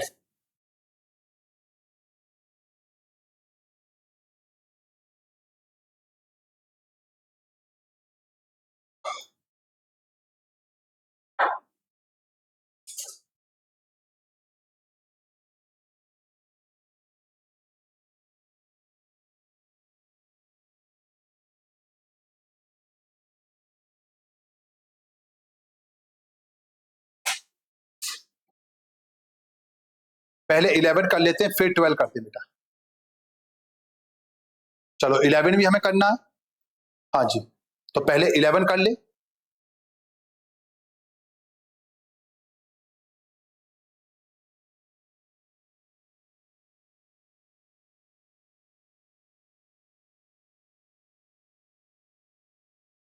देखिए बेटा 11 के अंदर 4 given network find total float, हमें नेटवर्क गिवन है, हमें काउंट करना है सिर्फ क्या क्या, टोटल फ्लॉट, फ्री फ्लॉट और बेटा इंडिपेंडेंट फ्लॉट IF, ये 3 फ्लॉट हमें काउंट करने हैं। ठीक है बेटा, हाँ जी, तो ये डायग्राम ऑलरेडी बना हुआ है, स्टार्ट करते हैं, छोटा सा क्वेश्चन है 11th क्वेश्चन।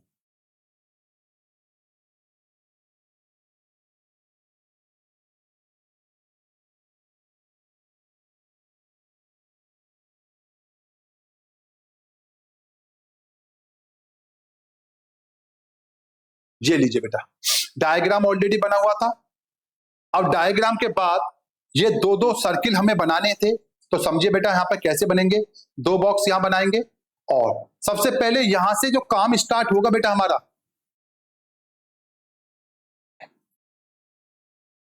समझते चलना बेटा, सबसे पहले हमारा काम स्टार्ट होगा 0 से, ये लिख दिया, इसको कहा जाता है अर्लीस्ट स्टार्ट शेड्यूल ES।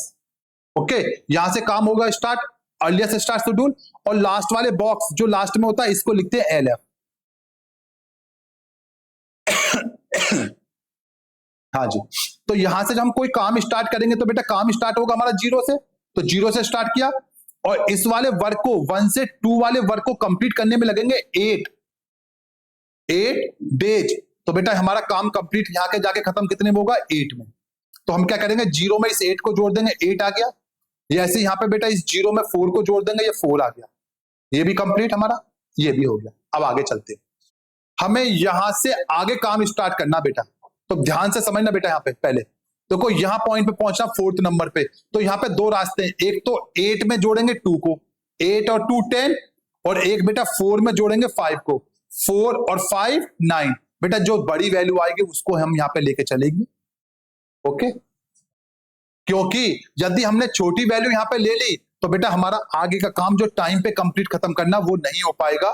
इसलिए यहां पर हम क्या लेके चलेंगे, बड़ी वैल्यू लेके चलते हैं, क्योंकि मैक्सिमम से मैक्सिमम कितना भी लेट हो हमारा काम फिर भी टाइम पे खत्म हो जाना चाहिए। ठीक है बेटा, तो ये आ गया हमारा 10। अब यहां से हम यहां जाना है बेटा, इस 10 में 3 को जोड़ दो 13, और इस 8 में 10 को जोड़ दो 18। तो बड़ी वैल्यू क्या है 18, ये 18 जाएगा बेटा यहां पर। सेम यहां भी 18।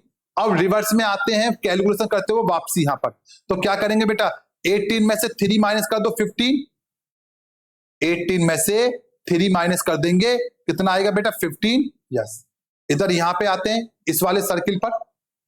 ठीक है, दो तरीके, पहले इसमें से 18 में से 10 माइनस करेंगे 8, पहले तो ये 8 आ गया। अब यहां पे आना था तो दो रास्ते थे बेटा, एक हम ये भी देख ले इधर से और एक हमारा इधर से। ठीक, चलिए यहां से 15 में से 2 माइनस करेंगे 13 आता, और बेटा 18 में से 10 माइनस करेंगे 8, क्योंकि यहां पे जो आए हम, यहां पे बेटा एक रास्ता ये आ रहा है और एक रास्ता ये आ रहा है, तो इस वाले पॉइंट पे देखना 8 आएगा या कम या ज्यादा आएगा। कैसे चेक करेंगे, 18 में से तो 10 माइनस करो 8, और बेटा इस 15 में से 2 माइनस करो 13, जो छोटी वैल्यू आएगी। जब वापसी आते हैं तो रिवर्स में बेटा जो छोटी वैल्यू आएगी वो लिखी जाएगी। यहां आते हैं 15 में से 5 माइनस कर दो 10, और बेटा यहां आते तो दो तरीके हैं, 10 में से 4 माइनस कर दो 0 आएगा 6, और बेटा 8 में से 8 माइनस कर दोगे 0, तो छोटी वैल्यू लिखी जाएगी। ये आ गया। चलिए इसके बाद, हाँ जी,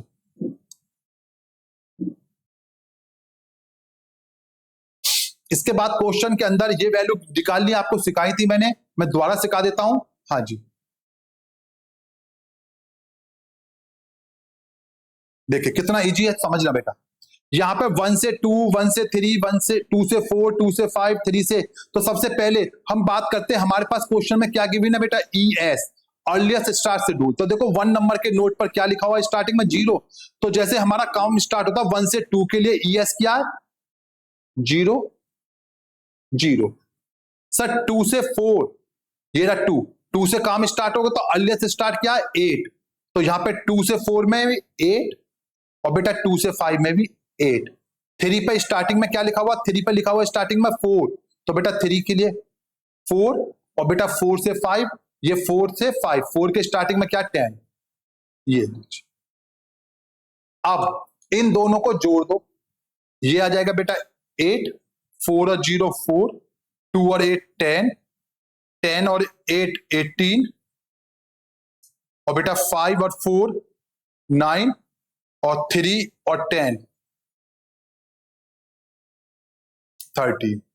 अब LF निकालेंगे बेटा, LF निकालेंगे तो देखो बेटा, LF के लिए हम यहां देखेंगे 2 वाला पॉइंट, 2 वाले सर्किल पे जाओ, और 2 के लास्ट में क्या लिखा हुआ है 8, तो बेटा यहां पे आएगा 8। 1 से 3, 3 पे आ जाए बेटा, 3 के लास्ट में क्या लिखा हुआ 10। 2 से 4, 2 से 4, 4 के लास्ट में क्या लिखा हुआ 15। 5 के लास्ट में क्या लिखा हुआ 18, और बेटा ऐसे 4 के लास्ट में लिखा हुआ 15, और 5 के लास्ट में लिखा हुआ 18, तो बेटा ये 15 और ये फिर से 18। अब LS निकालना तो क्या फार्मूला होगा बेटा, इसमें से ड्यूरेशन को कर दो माइनस, जैसे 8 में से 8 गया 0, 10 में से 4 माइनस करेंगे 6, 15 में से 2 माइनस करेंगे 13, 18 में से 10 माइनस करेंगे 8, 15 में से 5 माइनस करेंगे 10, 18 में से 3 माइनस करेंगे बेटा 15। ओके, अब क्या करना, हमें क्वेश्चन में TF निकालना था, तो TF का फार्मूला क्या बेटा, TF का फार्मूला मैंने बताया, या तो बेटा LF में से EF को माइनस कर दो, या फिर LS में से ES को माइनस कर दो, किसी को भी कर सकते हैं, सेम वैल्यू आएगी। जैसे 8 में से 8 गया 0, या 0 में से 0, 10 में से 4 गया 6, या 6 में से 0 माइनस करेंगे 0, 15 में से 10 माइनस करेंगे 5, या 13 में से 8 माइनस करेंगे 5, 18 में से 18 0, या 8 में से 8, 15 में से 9 माइनस करेंगे 6, या 10 में से 4 माइनस करेंगे 6, 18 में से 13 माइनस करेंगे 5, या 10 में से 15 में से 10 माइनस करोगे 5, आगे ना। अब बात आती है select at the head event. ये क्या बेटा, select at the head event. अब ये हेड इवेंट का कॉन्सेप्ट क्या है, इसको थोड़ा समझे बेटा। हेड इवेंट, यहां पर जैसे हम बात करें 1 से 2 एक्टिविटी, तो बेटा जब 2 की तरफ ये एरो लगा हुआ है 1 से 2, तो 2 यहां पर कहला जाएगा हेड। और इवेंट देखना है बेटा, हेड इवेंट यही होता है, ये जो दो बॉक्स बना रखे इन दोनों का जो डिफरेंस होगा उनको कहेंगे सिलेक्ट। तो बेटा हमें देखना है 1 से 2 एक्टिविटी का हेड इवेंट, तो बेटा हमें 2 वाले पॉइंट पर जाना। 2 वाले में डिफरेंस देखो कितना, 0, तो बेटा ये 0 आ जाएगा। 3 पर देखो डिफरेंस कितना का, 6 का, तो बेटा ये 6 आ जाएगा। 2 से 4, 2 से 4, 4 पे सर डिफरेंस कितने का, 5 का, ये 5 आ जाएगा। 2 से 5, 5 पे डिफरेंस कितने का, 80, 0 का, 0 आ जाएगा। 4 पे डिफरेंस कितने का, 5 का, और बेटा ऐसे ही 5 पे डिफरेंस कितने का, 0 का। अब टीएफ में से सिलेक्ट एट हेड इवेंट को माइनस कर दो, एफएफ आ जाएगा। जैसे 0 में से 0 0, 6 में से 6 0, 5 में से 5 0 0, 6 में से 5 1, और बेटा 5 में से 0 5। अब आता select at tail event. Tail event क्या, 1 से 2 का टेल इवेंट 1 वाला होगा, इसका मतलब जहां से ये स्टार्ट होता है। तो अब के इनका देखना इवेंट, तो 1 1 पे क्या, 0 0, सर 2 2 पे भी क्या है डिफरेंस, 0 0, और सर 3 पे क्या है, 6 का डिफरेंस है, और सर 4 पे क्या है, 5 का डिफरेंस है। तो अब एफ एफ में से बेटा select at tail event minus कर दो, 0 में से 0 जाएगी 0 0 0 0, 1 में से 6 को माइनस करें तो -5, और बेटा जब नेगेटिव आएगा तो उसे भी 0 के इक्वल लेते हैं, और 5 में से 5 क्या, 0। बस क्वेश्चन हमारा कंप्लीट। यस, तो क्वेश्चन नंबर 12 हमारा ये हो गया जी। अब पहले हमारे पास क्वेश्चन नंबर 12 हो गया, पहले हम क्वेश्चन नंबर 18 देखेंगे बेटा।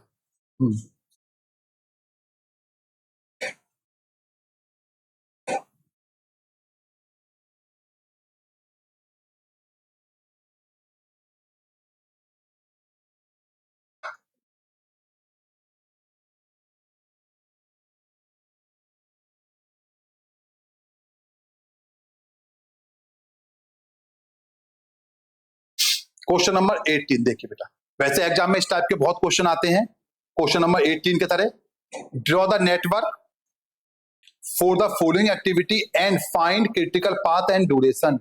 बेटा एक तो हमें क्वेश्चन में करना है नेटवर्क ड्रॉ, एक हमें फाइंड आउट करना बेटा क्रिटिकल पाथ, और एक हमें इसकी ड्यूरेशन बतानी है। तो देखो जैसे लिखा हो 1 से 2 एक्टिविटी में 2, 2 से 3 में 3, 2 से 4, 2 से, तो इस टाइप का डायग्राम है। तो बेटा इसको हम बनाएंगे, यहाँ पर आप बुक खोल के रखेंगे और आप चेक करेंगे बना हुआ कैसे है। ये लीजिए क्वेश्चन नंबर 18।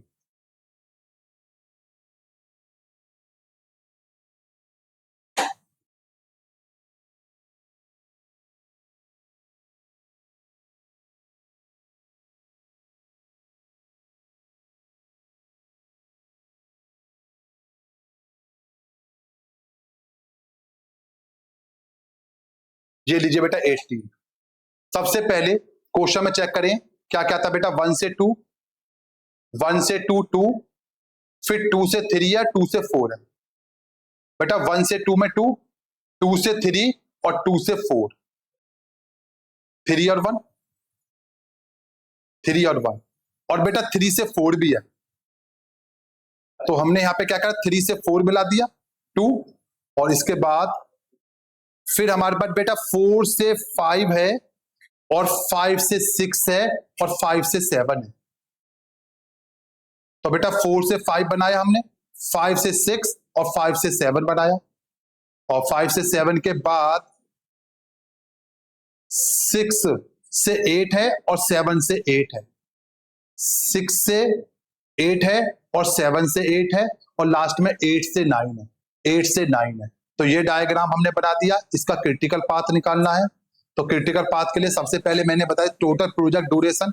हाँ जी, जितने भी हमारे पॉसिबल पाथ है हमने सब वो बना दिए। जैसे एक पाथ तो हमारा हो गया 1 से 2, 2 से 3, 3 से 4, 5 6 8 9, 1 2 3 4 5 6 8 9, ठीक है, जितने भी पाथ हो सकते हैं वो सब हमने बना दिए। इनका जो टोटल टाइम होगा 2 और 3 5 और 2 7, 7 और 3 10, 10 और 2 12 और 1 13, 13 और 4 17, ये आगे बेटा 17। ऐसे हमारे जितने भी पाथ बन सकते हैं वो सारे पाथ हमने यहाँ पे बना दिए बेटा। इनमें से जो बेटा हाईएस्ट आया हमारा पाथ उसी को हम यहाँ पे लिख देंगे क्रिटिकल पाथ। 1 से 2, 2 से 3, 3 से 4, 4 से 5, 5 से 7, 7 से 8, 8 से 9। टोटल टाइम आएगा बेटा इसमें 21, इसलिए ये हो जाएगा हमारा क्रिटिकल पाथ और ये हो जाएगी प्रोजेक्ट की ड्यूरेशन 21 मंथ। सिर्फ इतना सा क्वेश्चन आता है बेटा एग्जाम में, और ये क्वेश्चन बेटा 7 मार्क्स तक बड़े आसानी से आ सकता है। एक बार नहीं कई कई बार आ चुका है बेटा एग्जाम में क्वेश्चन। ओके, तो ये क्वेश्चन हमारा हो जाएगा यस। इसके बाद क्वेश्चन नंबर 18 भी हमारा हो गया। अब हम क्वेश्चन नंबर करते हैं 11 हो गया, 12 पे आते हैं पहले बेटा।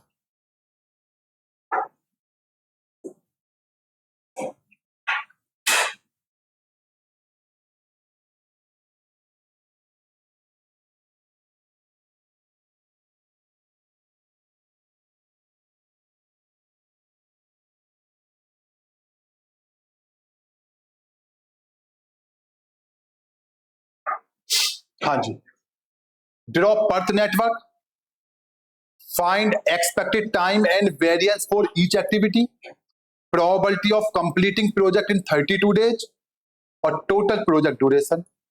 और यहां पर बेटा हमारे पास जो एक्टिविटी है ये दे रखी है एक्टिविटी 1 से 2, 1 से 3, 2 से 4, और इनके साथ साथ इस बार हमें एस्टिमेटेड टाइम दिया गया बेटा, वो भी क्या गया टीओ, टीएम, टीपी। तो इनके बारे में मैंने बताया टीओ का मतलब ऑप्टिमिस्टिक टाइम, टीएम का मतलब मोस्ट लाइक टाइम, टीपी का मतलब पेसिमिस्टिक टाइम। अब इन टाइम का यूज करके हम बनाते हैं एक्सपेक्टेड टाइम, क्योंकि क्वेश्चन में पूछा एक्सपेक्टेड टाइम एंड वेरिएंस, तो मैंने यहाँ पे बता दिया, फार्मूले भी लिखवाए हुए हैं। चलिए तो सॉल्व करते हैं क्वेश्चन को। डायग्राम तो आप बना ही लोगे आसानी से। क्वेश्चन नंबर है ये हमारा 12।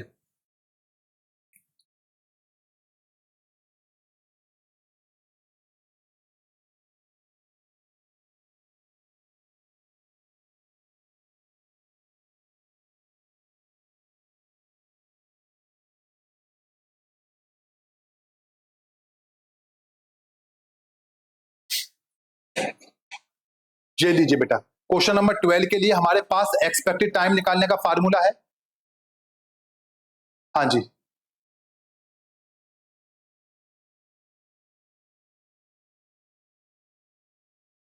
हाँ जी, एक्सपेक्टेड टाइम निकालने का फार्मूला है expected time is equal to TO plus four TM plus TP divide by 6, और बेटा वेरिएंस निकालने का formula TP minus TO divide by 6 का होल स्क्वायर। ठीक है, तो चलिए इसको स्टार्ट करते हैं। हाँ जी, पहले हम बनाएंगे नेटवर्क डायग्राम।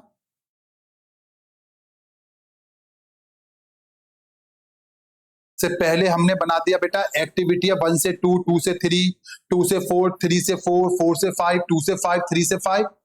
तो हमने इनका निकाला expected time TO plus four TM plus TP divide by 6।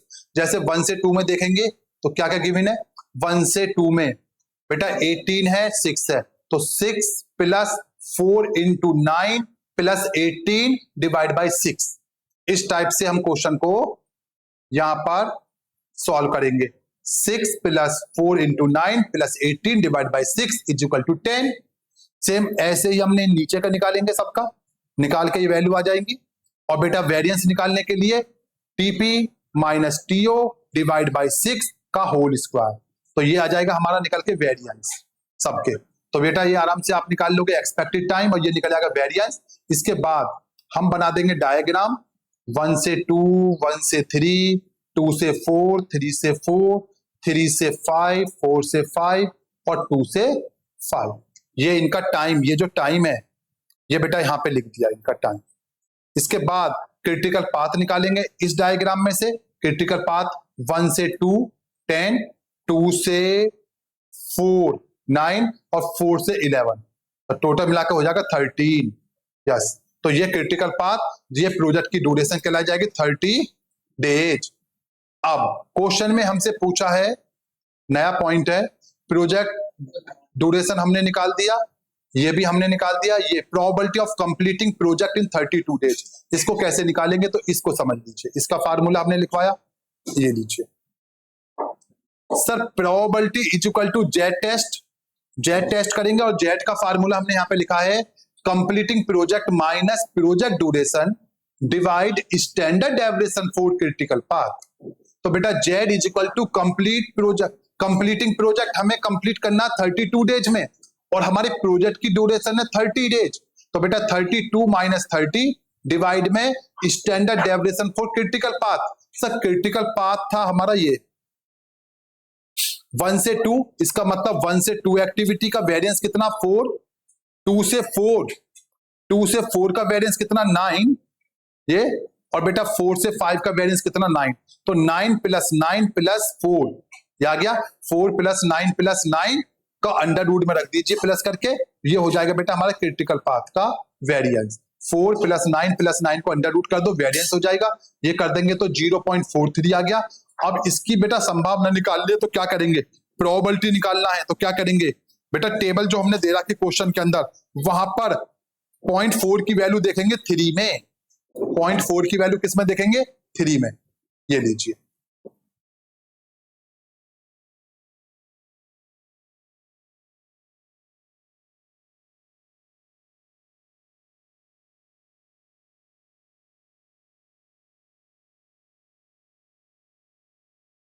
Point 4 की वैल्यू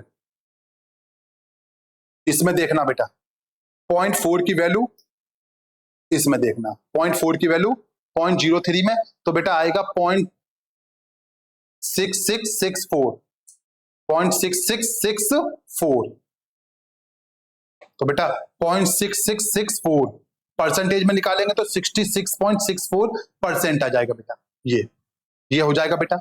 ऐसा क्वेश्चन भी एग्जाम में आए हुए हैं, यस। तो हमारा 12 भी हो गया, 18 हो गया। अब क्वेश्चन नंबर आइए बेटा 24 पर, पहले 25 कर लीजिए, चलिए पहले हम 25 करते हैं, देखते हैं पहले 24 का साइफा देख लेते हैं।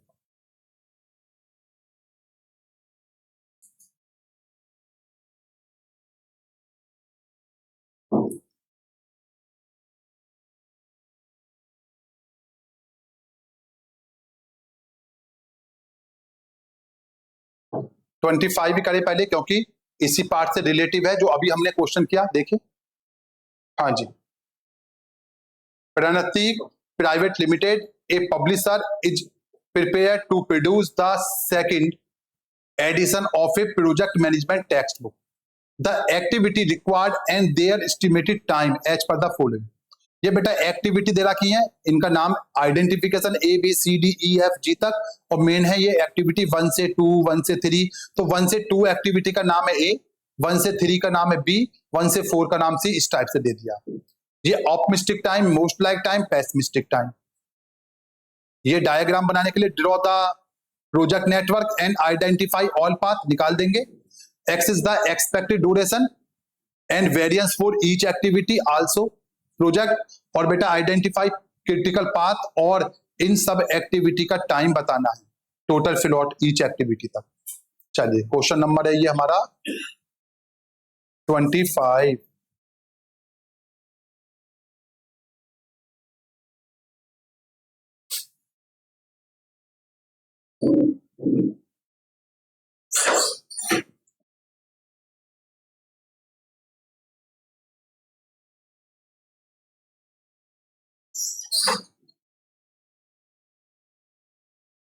चलिए लीजिए बेटा question number 25।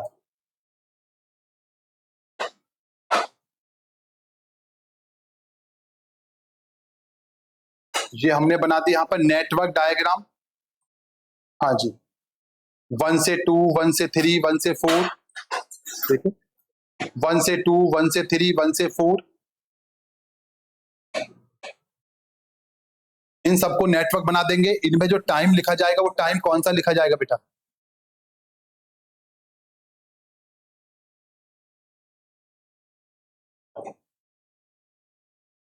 Expected time and variance. हम यही एक टेबल बना दी है, इसी टेबल के अंदर देखो activity, identification, expected time, variance, और फिर EST, EFT, LST, LFT और TF, जो पॉइंट हमसे पूछे वो सारे पॉइंट हमने यहाँ लिख दिए। सबसे पहले 1 से 2 का निकालेंगे एक्सपेक्टेड टाइम। तो कैसे निकालेंगे, फार्मूला मैं आपको बता चुका हूं। क्या करना बेटा, देखो पहले सबसे पहले मोस्ट लाइक टाइम में 4 से करो मल्टीप्लाई। तो 4 इंटू 1 4 और 1 5 5 और 7 12। 12 को डिवाइड कर दो किससे बेटा, 6 से। तो पहले का आ जाएगा 2, ये आ गया 2। फिर निकालते हैं सेकंड का।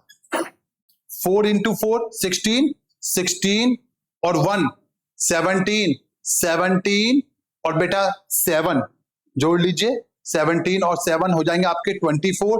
24 को डिवाइड करेंगे 6 से, आ जाएगा हमारा 4। ये आ गया बेटा हमारा 4। ए बी का 4, सी से डी का और बताता हूं। सी से डी का बेटा आप इसको इग्नोर करेंगे। हाँ जी, आप यहां से देखें इनको, मैं यहां पे इसको, हाँ जी, इसको कट कर देता हूं तुम्हारे लिए समझने के लिए। आप इसको यहां से चेक करेंगे। यस, ये हमारा 0 है, ये 3 हो जाएगा। ए का निकालना, सॉरी, ए का 0 2 7 9 7। ठीक है, यहां से देखेंगे। हाँ जी, इस टाइप से EST, ये रहा। ए का 2 आ गया बेटा, 4 आ गया, 3 का और समझा देता हूं मैं। 2 को मल्टीप्लाई करो 4 से, 4 इंटू 2 8 और 8 16 और 2 18, 18 divide by 6 equal to 3। Check कर लो 3 आ रहा होगा ये। तो हमें एक्सपेक्टेड टाइम निकाल देंगे। सेम वेरिएंस निकालना। वेरिएंस का फार्मूला क्या होगा, इस 7 में से 1 को माइनस कर दो 6, 6 डिवाइड बाई 6। इसका मतलब 1 का स्क्वायर 1, पहले का 1 आ गया। सबका ऐसे निकालते चले जाएंगे बेटा। तो ये हमारा निकल के आ जाएगा एक्सपेक्टेड टाइम और वेरिएंस। अब इस एक्सपेक्टेड टाइम एंड वेरिएंस से बेटा आप डायग्राम बना लोगे। तो डायग्राम में वैल्यू लिख दोगे और वैल्यू लिखने के बाद इसके जितने भी पाथ हैं ये पाथ निकल जाएंगे। जैसे 1 से 2, 2 से 5, 5 से 6, ऐसे 1 से 3, 3 से 5, 5 से 6 और इधर 1 से 4, 4 से 6। ये पाथ निकाल के इनका टाइम, तो हाईएस्ट टाइम आ गया बेटा हमारा कितना, 17। तो बेटा हमारा क्रिटिकल पाथ भी हो जाएगा यही वाला।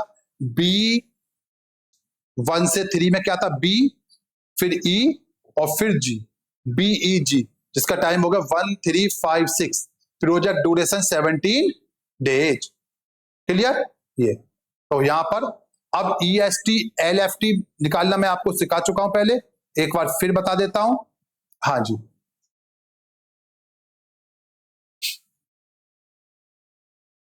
ये क्या है हमारा, EST है, EFT है, LST, LFT, टोटल फ्लोट, ये वेरिएंस और ये एक्सपेक्टेड टाइम। तो डायग्राम को ध्यान में रखते हुए कैसे बनाएंगे, देखो ध्यान से बेटा। हाँ जी,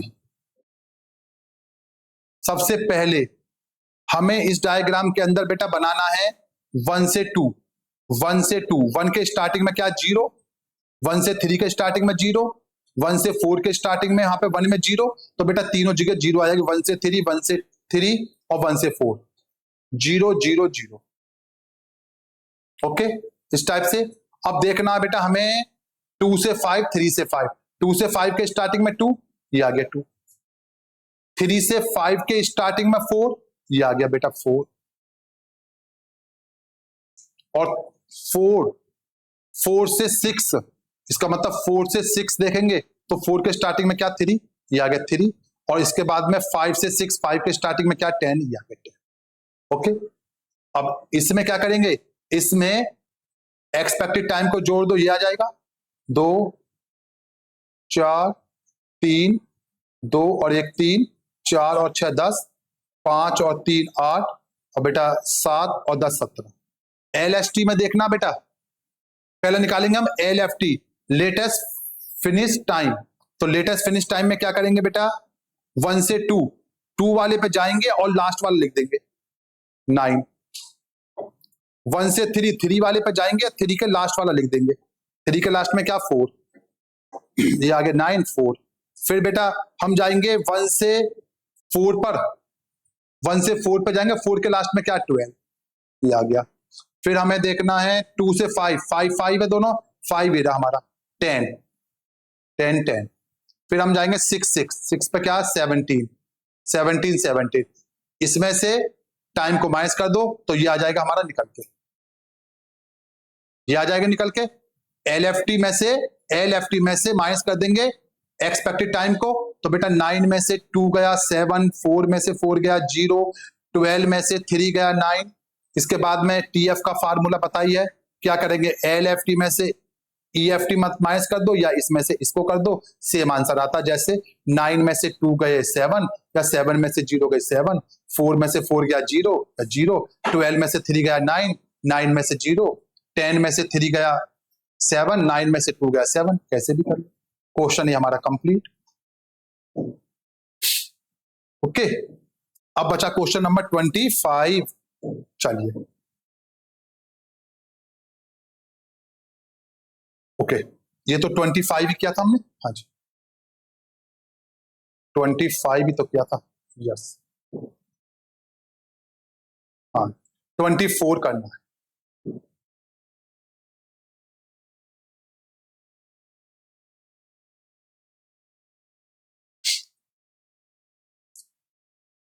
delta construction company has a opportunity to submit a bid for the construction of a new apartment building from specification providing by the developer. Project manager of the company has listed down the activities with duration in days of the project construction of apartment building as a following below. ये बेटा activity identification और presiding activity और duration दे रखा है। तो बेटा 1 से 2, 1 से 3, 1 से 4 में पहले क्या है डैश लगा हुआ, कुछ नहीं बनाना। इसका मतलब एक्टिविटी ए बी और सी जो बनेंगी 1 से स्टार्ट होंगी, 1 से 2, 1 से 3, 1 से 4, और इनका टाइम ये रहा। फिर यहां से 2 से 3 ए से और 2 से 4 भी ए से, 3 से 6 बी एंड डी के बाद, 4 से 5 सी एंड ई के बाद, एफ इसका मतलब एच बनेगा जी के बाद, आई भी जी के बाद बनेगा, जे बनेगा हमारा एफ एंड एच के बाद। चलो डायग्राम तो बना ही लेंगे। Draw the PERT network diagram बन जाएगा आराम से। What are the possible path और ड्यूरेशन बतानी है। आइडेंटिफाई द क्रिटिकल पाथ, उसकी ड्यूरेशन बतानी है, ठीक है। और लास्ट में कैलकुलेट करना total float and free float that activity, सिर्फ इन एक्टिविटी का बताना, सी डी एफ और आई का। चल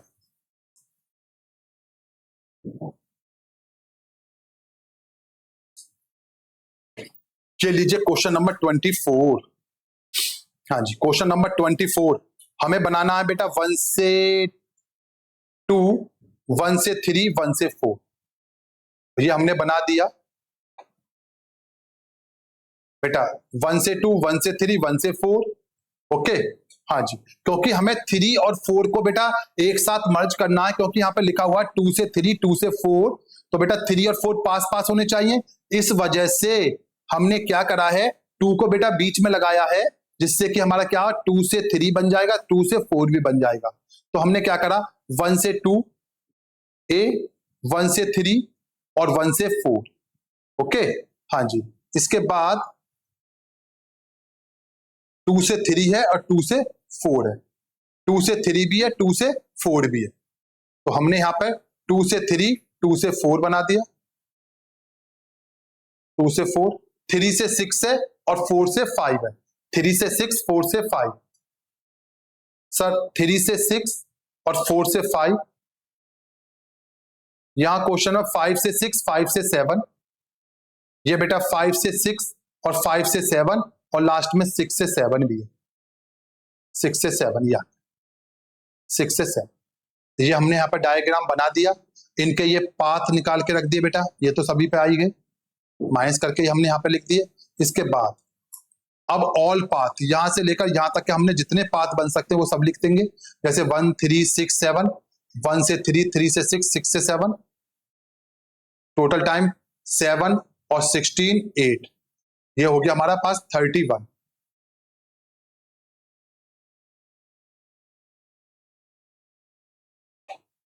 same all path with duration, सारे पाथ और उनकी ड्यूरेशन हमने यहाँ पे लिख दी।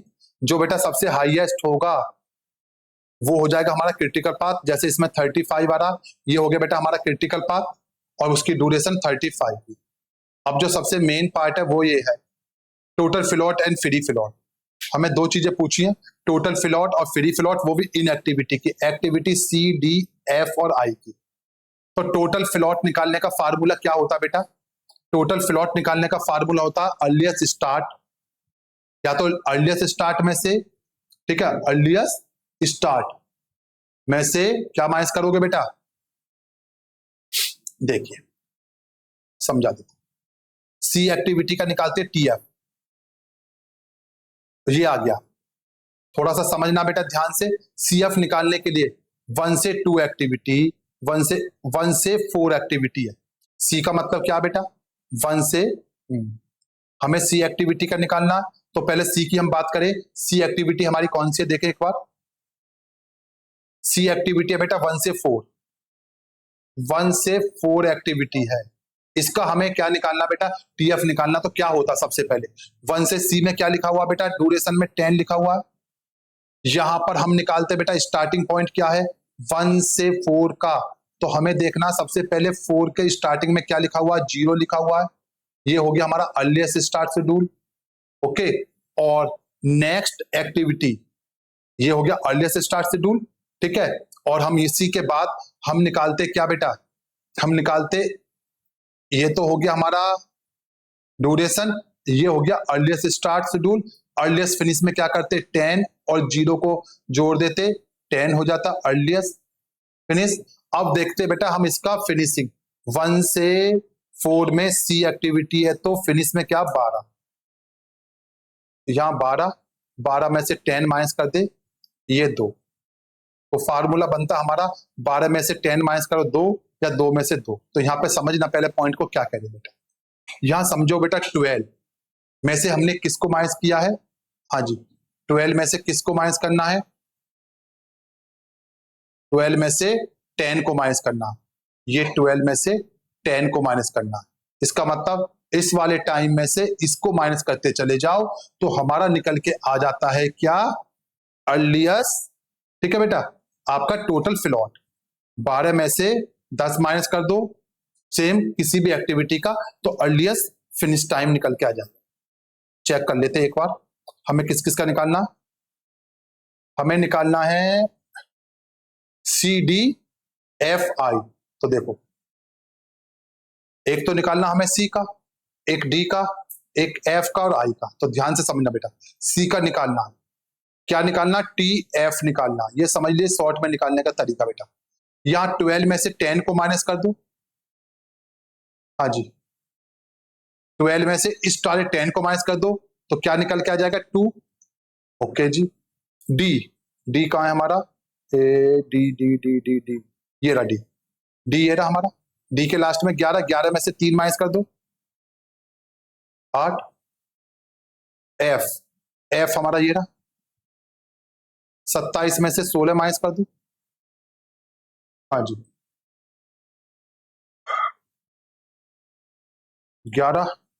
और आई, आई हमारा ये रहा 35 में से 11 माइनस कर दो, 35 में से 11 माइनस कर दो 24। तो एक बार चेक करें, 2 8 11 24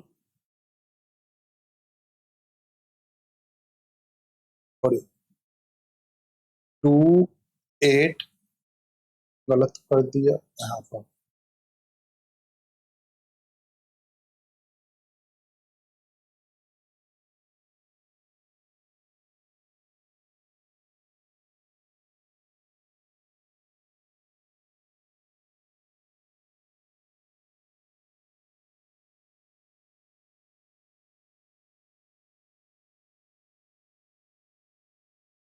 पहले एक छोटा सा वर्किंग नोट बना लेते हैं जिससे आपको क्लियर हो जाएगा।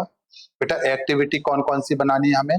एक तो सी का बनाना है, एक डी का बनाना है, एक एफ का बनाना और एक आई का बनाना है। टी एफ बनाना तो सबसे पहले हमें क्वेश्चन के अंदर, हाँ जी, सी कौन सी एक्टिविटी है? 1 से 4 वाली एक्टिविटी है। 1 से 4, ओके, हाँ जी, 1 से 4 है, तो यहां पर 1 से 4 का ES, अर्लिएस्ट स्टार्ट, और LF निकालेंगे, ये हो जाएगा LS और ये हो जाएगा EF और ये हो जाएगा ड्यूरेशन। ड्यूरेशन में टाइम, ड्यूरेशन में तो बेटा हमने लिख दिया 10, ये वाला 10।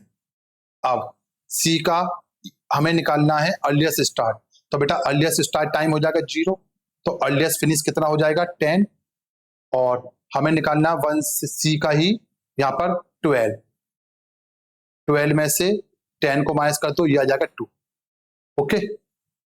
अब TF भी निकाल दे साथ के साथ, TF 12 में से 10 गया, हाँ जी, 12 में से 10 गया 2, 2 में से 0 गया 2,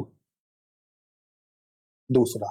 अब निकालते डी, डी कहाँ है हमारा, ये डी का स्टार्टिंग हुआ 4 से, टाइम कितना बेटा, ये 3 है, डी एक्टिविटी ये रही, डी का टाइम कितना है यहाँ पर 3 है, और बेटा अर्लिएस्ट स्टार्ट 4 से स्टार्ट हुआ, अर्लिएस्ट फिनिश हो जाएगा हमारा 7 पे जाके, और फिनिशिंग LF कितना है, LF है 11, 11 में से 3 माइनस कर देंगे 8। अब एक बार चेक कर ले, 11 में से 7 गए, हाँ जी, 11 में से 7 माइनस करेंगे 4, और 8 में से 4 जाएंगे 4 जाएगा बेटा, ओके जी। नेक्स्ट आते हैं, इसके बाद हमारा पॉइंट आ जाता है F का। F हमारा कहाँ गया बेटा, F हमारा ये रहा, F का स्टार्टिंग में क्या 7, टाइम कितना 16, ये 7, 11, 16 और 7 23, और यहां देखें तो 27, F का 7 है, 16 ये हो गया, 7 ये हो गया, ठीक है, और F का फिनिशिंग के साथ 27, LF हो जाएगा 27, 27, और LS कितना हो जाएगा 27 में से 16 को माइनस कर देना है, हाँ जी,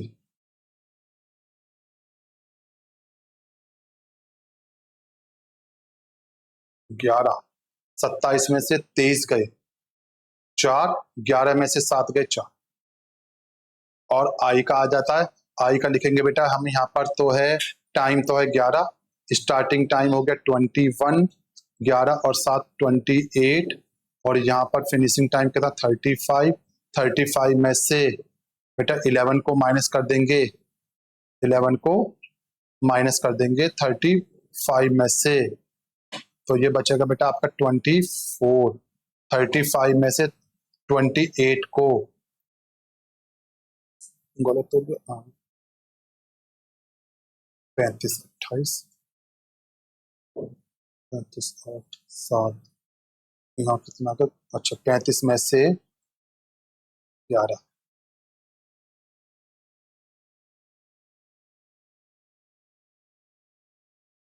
ये देखो बेटा यहाँ पर आ गया हमारे पास आई है, आई का टाइम कितना दे रखा 11, यहाँ पर अर्लिएस्ट स्टार्ट कितना है, आई हमारा यहाँ से स्टार्ट होगा, ठीक है, आई का अर्लिएस्ट स्टार्ट कितना 21, तो फिनिशिंग कितना हो जाएगा 1 और 1 2, 2 और 1 3, 32, ओके, और यहाँ पे कितना 35, 35 में से 11 जाएंगे तो 24, अब 35 में से 32 गया 3, 24 में से 21 गए 3, ये आ गया हमारा नीचे 2443,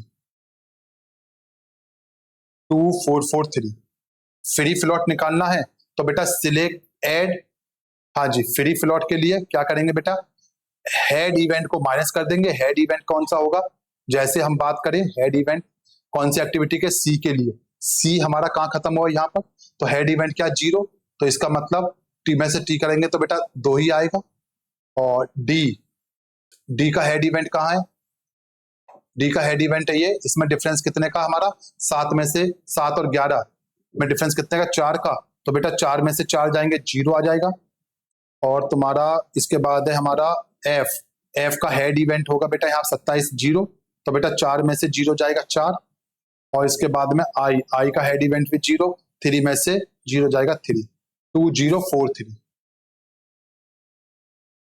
2043। तो ये बन जाएगा हमारा इस टाइप से। चलिए क्वेश्चन कंप्लीट हो जाएगा ये। इसके बाद अब क्वेश्चन नंबर आता है बेटा हमारा 14।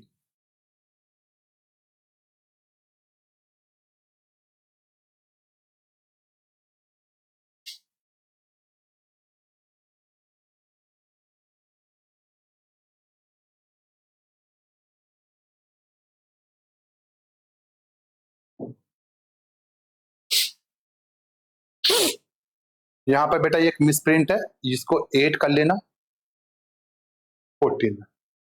For a network so in the figure, normal time, crashing time, normal cost are given in the table.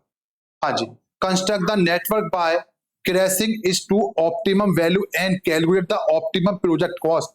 Indirect cost is given 100 per day. Sir network diagram already given है, इसमें कहना चाहता है normal हम काम करेंगे तो बेटा टाइम लगेगा ये 3, 6, 4, 5, 7, 8, और यदि इसी काम को हम क्रैशिंग से कराएं तो बेटा टाइम लगेगा, ये ब्रैकेट में दे रखा है 2, 4, 3, 5, 6, 4।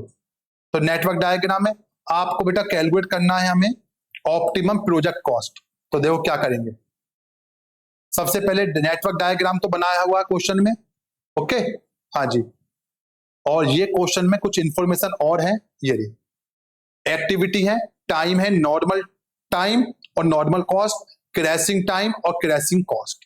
अब ये क्वेश्चन एक बार एग्जाम में आया था 10 मार्क्स का दिसंबर 2013 में बेटा। करना क्या, सबसे पहले क्वेश्चन के अंदर हमें सबसे पहले इस क्वेश्चन के अंदर चेक करना हमारा नॉर्मल के अकॉर्डिंग क्रिटिकल पाथ क्या है। तो क्रिटिकल पाथ इसमें देखेंगे तो बेटा 3 और 6 4 और 3 7, 7 4 11, 11 और 5 16। इधर देखें 3 7 और 3 10, 10 और 5 15। इधर देखें 8 और 3 11। तो क्रिटिकल पाथ हम चेक करें एक बार, 3 6 और 3 9, 9 और 4 13, 13 और 5 18। तो ये क्रिटिकल पाथ होगा 1 से 2, 2 से 3, 3 से 4, 4 से 5। तो क्रिटिकल पाथ हमने यहाँ पे लिखा हुआ, देखो from the network diagram critical path 1 से 2,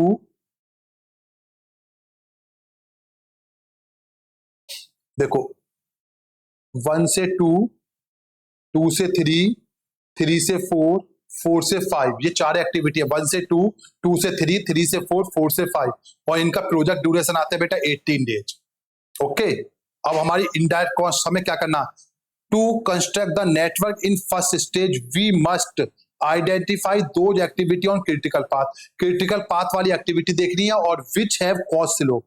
अब क्या करना, हमें कॉस्ट स्लोप को देखना जो लेस देन होगी हमारी इनडायरेक्ट कॉस्ट से, सिर्फ इतना सा काम करना। देखो क्या करेंगे, हम यहां पर कॉस्ट स्लोप बनाएंगे। तो कॉस्ट स्लोप बनाने के लिए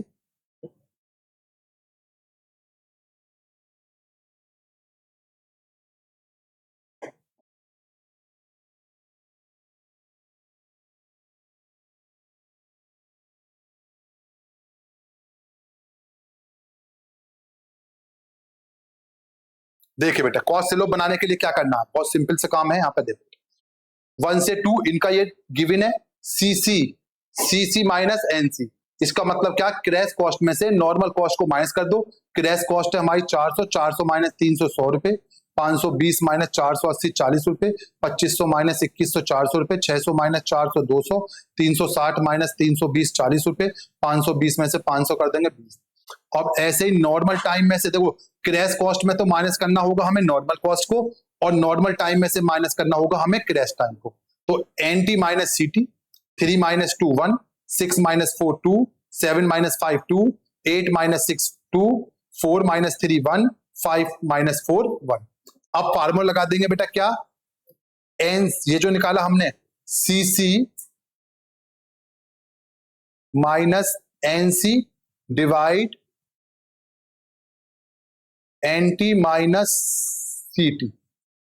हाँ जी, इसका मतलब 100 divide by 100, 40 divide by 2 20, 400 divide by 2 200, 200 divide by 2 100, 40 divide by 140 और 20 डिवाइड बाई 1 इक्वल टू 20। अब देखो यहाँ पे सबसे पहले हमें वो क्रिटिकल पाथ वाले जिसको हमने अंडरलाइन किया था वो पॉइंट देखने कौन कौन से हैं। वो है बेटा, एक तो एक्टिविटी हमारे पास ये, ध्यान से समझना, 1 से 2, 1 से 2, फिर हमारे पास है 2 से 3, फिर 2 से 3, 3 से 4 और 4 से 5। ये 4 एक्टिविटी है। सबसे पहले हमें इन्हीं 4 एक्टिविटी पर फोकस करना, किसी और को देखना भी नहीं। इन 4 एक्टिविटी में भी हमें क्या देखना, उन कॉस्ट स्लोप को पकड़ना जो कॉस्ट स्लोप हमारी इनडायरेक्ट कॉस्ट से कम है। तो बेटा इनडायरेक्ट कॉस्ट हमारी कितनी है सर? इनडायरेक्ट कॉस्ट है हमारी 100 रुपीज। तो 100 रुपीज से कम कौन कौन सी कॉस्ट है? देखो ये तो 100 है, इसको इग्नोर करें। 2 से 3 एक हमारा ये है, 3 से 4 एक ये है और एक ये है। अब यहां पर भी हम बात करें बेटा, देखो ये भी 20 और ये भी 20, यहां पर 2 दिन है, यहां पर 1 है।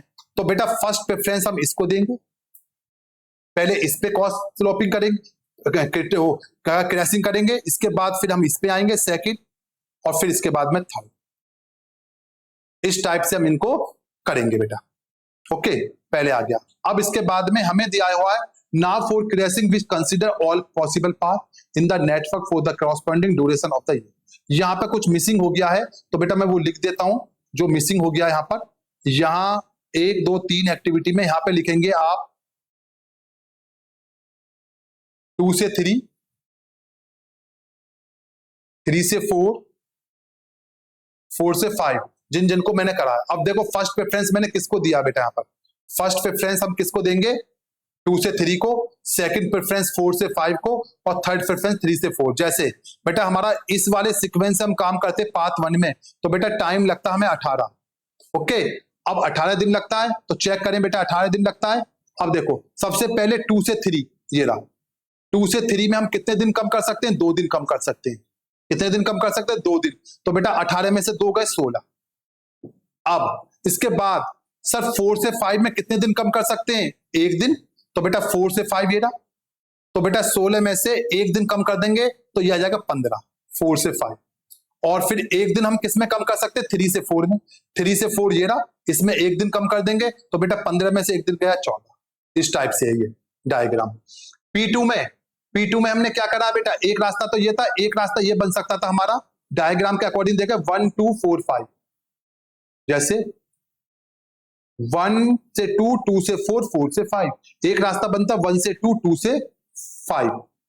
इनका जो टाइम था, यदि हम 1 से 2, 2 से 4, 4 से 5 करें तो बेटा टाइम आएगा उसमें 15। एक बार चेक करा देता हूं, और नीचे वाले में आएगा 11। 3 7 और 3 10, 10 और 5 15, और इधर से जाते 3 और 8 11,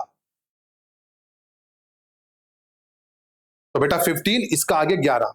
इसमें सबसे पहले हम चेक करेंगे बेटा किसमें? 2 से 3। बेटा इसमें तो 2 से 3 एक्टिविटी नहीं है, तो बेटा इसका मतलब क्रैशिंग इसमें होगी नहीं, तो 15 में से कुछ भी माइनस होगा, सेम 15 ही रहेगा। फिर हम करेंगे 4 से 5 वाली में 1 दिन कम, तो बेटा 15 में से 1 दिन गया, 14 दिन रह जाएंगे। और फिर करेंगे 3 से 4 वाली में, सर इसमें 3 से 4 नहीं है तो कोई फर्क नहीं पड़ेगा, सेम का सेम ही रहेगा। इसके बाद इसमें आते 11 वाली में, इसमें चेक करें तो बेटा सबसे फर्स्ट प्रेफरेंस देना 2 से 3। 2 से 3 इसमें नहीं है तो 11 का 11 रहा। इसमें 4 से 5 पे देना सेकंड प्रेफरेंस, सर 4 से 5 भी नहीं, और बेटा इसमें 3 से 4 भी नहीं है, तो सेम का सेम रहा। तो ये हमारे पास है। अब इसकी कॉस्ट कैलकुलेट करते कैसे, देखिए बेटा, यदि हम नॉर्मल काम कराते हैं, यदि हम नॉर्मल काम कराते हैं तो बेटा ये हमारी लगेगी कॉस्ट, और इस कॉस्ट को टोटल कर लीजिए। हाँ जी, इस कॉस्ट को टोटल कर लीजिए, कितना आता है? तो ये आता 5 और 3 8, 8 और 4 12, 12 21 और 12 33, 33 34 35 36, 36 और 4 40, और 1 41, 4100 रुपए आते हैं बेटा। तो देखिए बेटा, यदि हम क्रिटिकल पाथ एक्टिविटी 2 से 3, मैंने बताया 4 से 5 have been least cost slope है, जो कि 100 रुपीज से कम। और पहले हमने तीनों को एक साथ क्यों नहीं लिया बेटा? तीनों को एक साथ नहीं लिया, इसकी 20 रुपए कॉस्ट है और बेटा इसकी भी 20 है, तो हम पहले इन 2 एक्टिविटी को करेंगे जिनकी सेम कॉस्ट आ रही है। सबसे कम वाली को करते हैं। सबसे कम वाली में भी फर्स्ट प्रेफरेंस हम किसको देते हैं? जिसमें डेज हमारे पास ज्यादा हो। तो बेटा ये हमने 2 दिन कम, 3 दिन कम कर लिए। देखो कैसे बेटा, 2 दिन तो यहाँ कम हो जाएंगे, 1 दिन हमारा यहाँ कम हो जाएगा, टोटल मिला के हमारे 3 दिन कम हो जाएंगे। तो एक्स्ट्रा कॉस्ट क्या लगेगी? 20 रुपए, 20 रुपए। यहाँ 2 दिन 20 रुपए के हिसाब से, यहाँ 1 दिन 20 रुपए के हिसाब से। तो यहाँ पर कॉस्ट स्लोप कम कर देंगे। तो देखो यहाँ पर देयरफॉर क्रैशिंग एक्टिविटी 103 2 से 3 में एंड 4 से 5 में 2 दिन और 1 दिन कम करेंगे। तो टोटल मिला के 3 दिन कम हो जाएंगे। जो 18 दिन वाला काम है वो 15 दिन में हो जाएगा।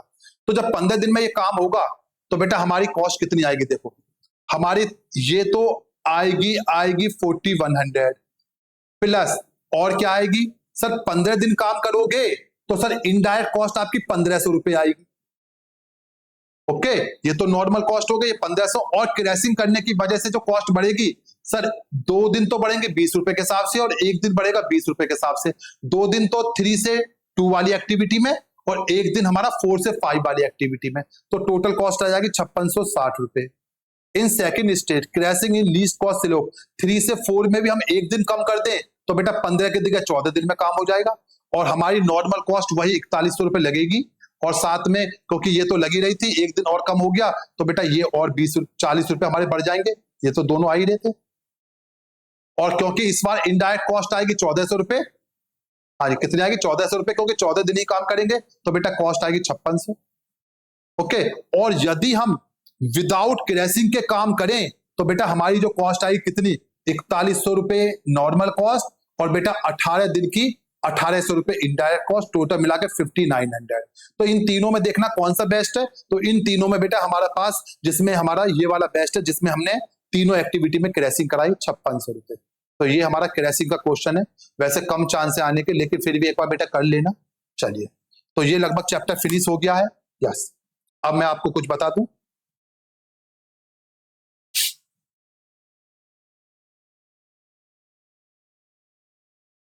लगभग बेटा मैंने सारे चैप्टर कंप्लीट करा दिए हैं। लाइव में मैंने आपने कल क्लास अटेंड की होगी, उसमें हमने 4 टॉपिक कवर किए थे, 2 और टॉपिक कवर किए थे। बाकी और मैंने सारे टॉपिक रिकॉर्ड करके आपके हमारे YouTube चैनल पे अपलोड कर दिए हैं सारे चैप्टर। तो आप उन सारे चैप्टर को वहां से देख सकते हो और किसी भी बच्चे का कोई डाउट बनता है तो वो डाउट मुझसे पूछ सकते हो। जिन बच्चों के पास मेरे चैनल का लिंक ना हो वो मुझे इस नंबर पर कांटेक्ट कर लेंगे 9971265858 मुझसे कांटेक्ट कर लेंगे इस नंबर पर।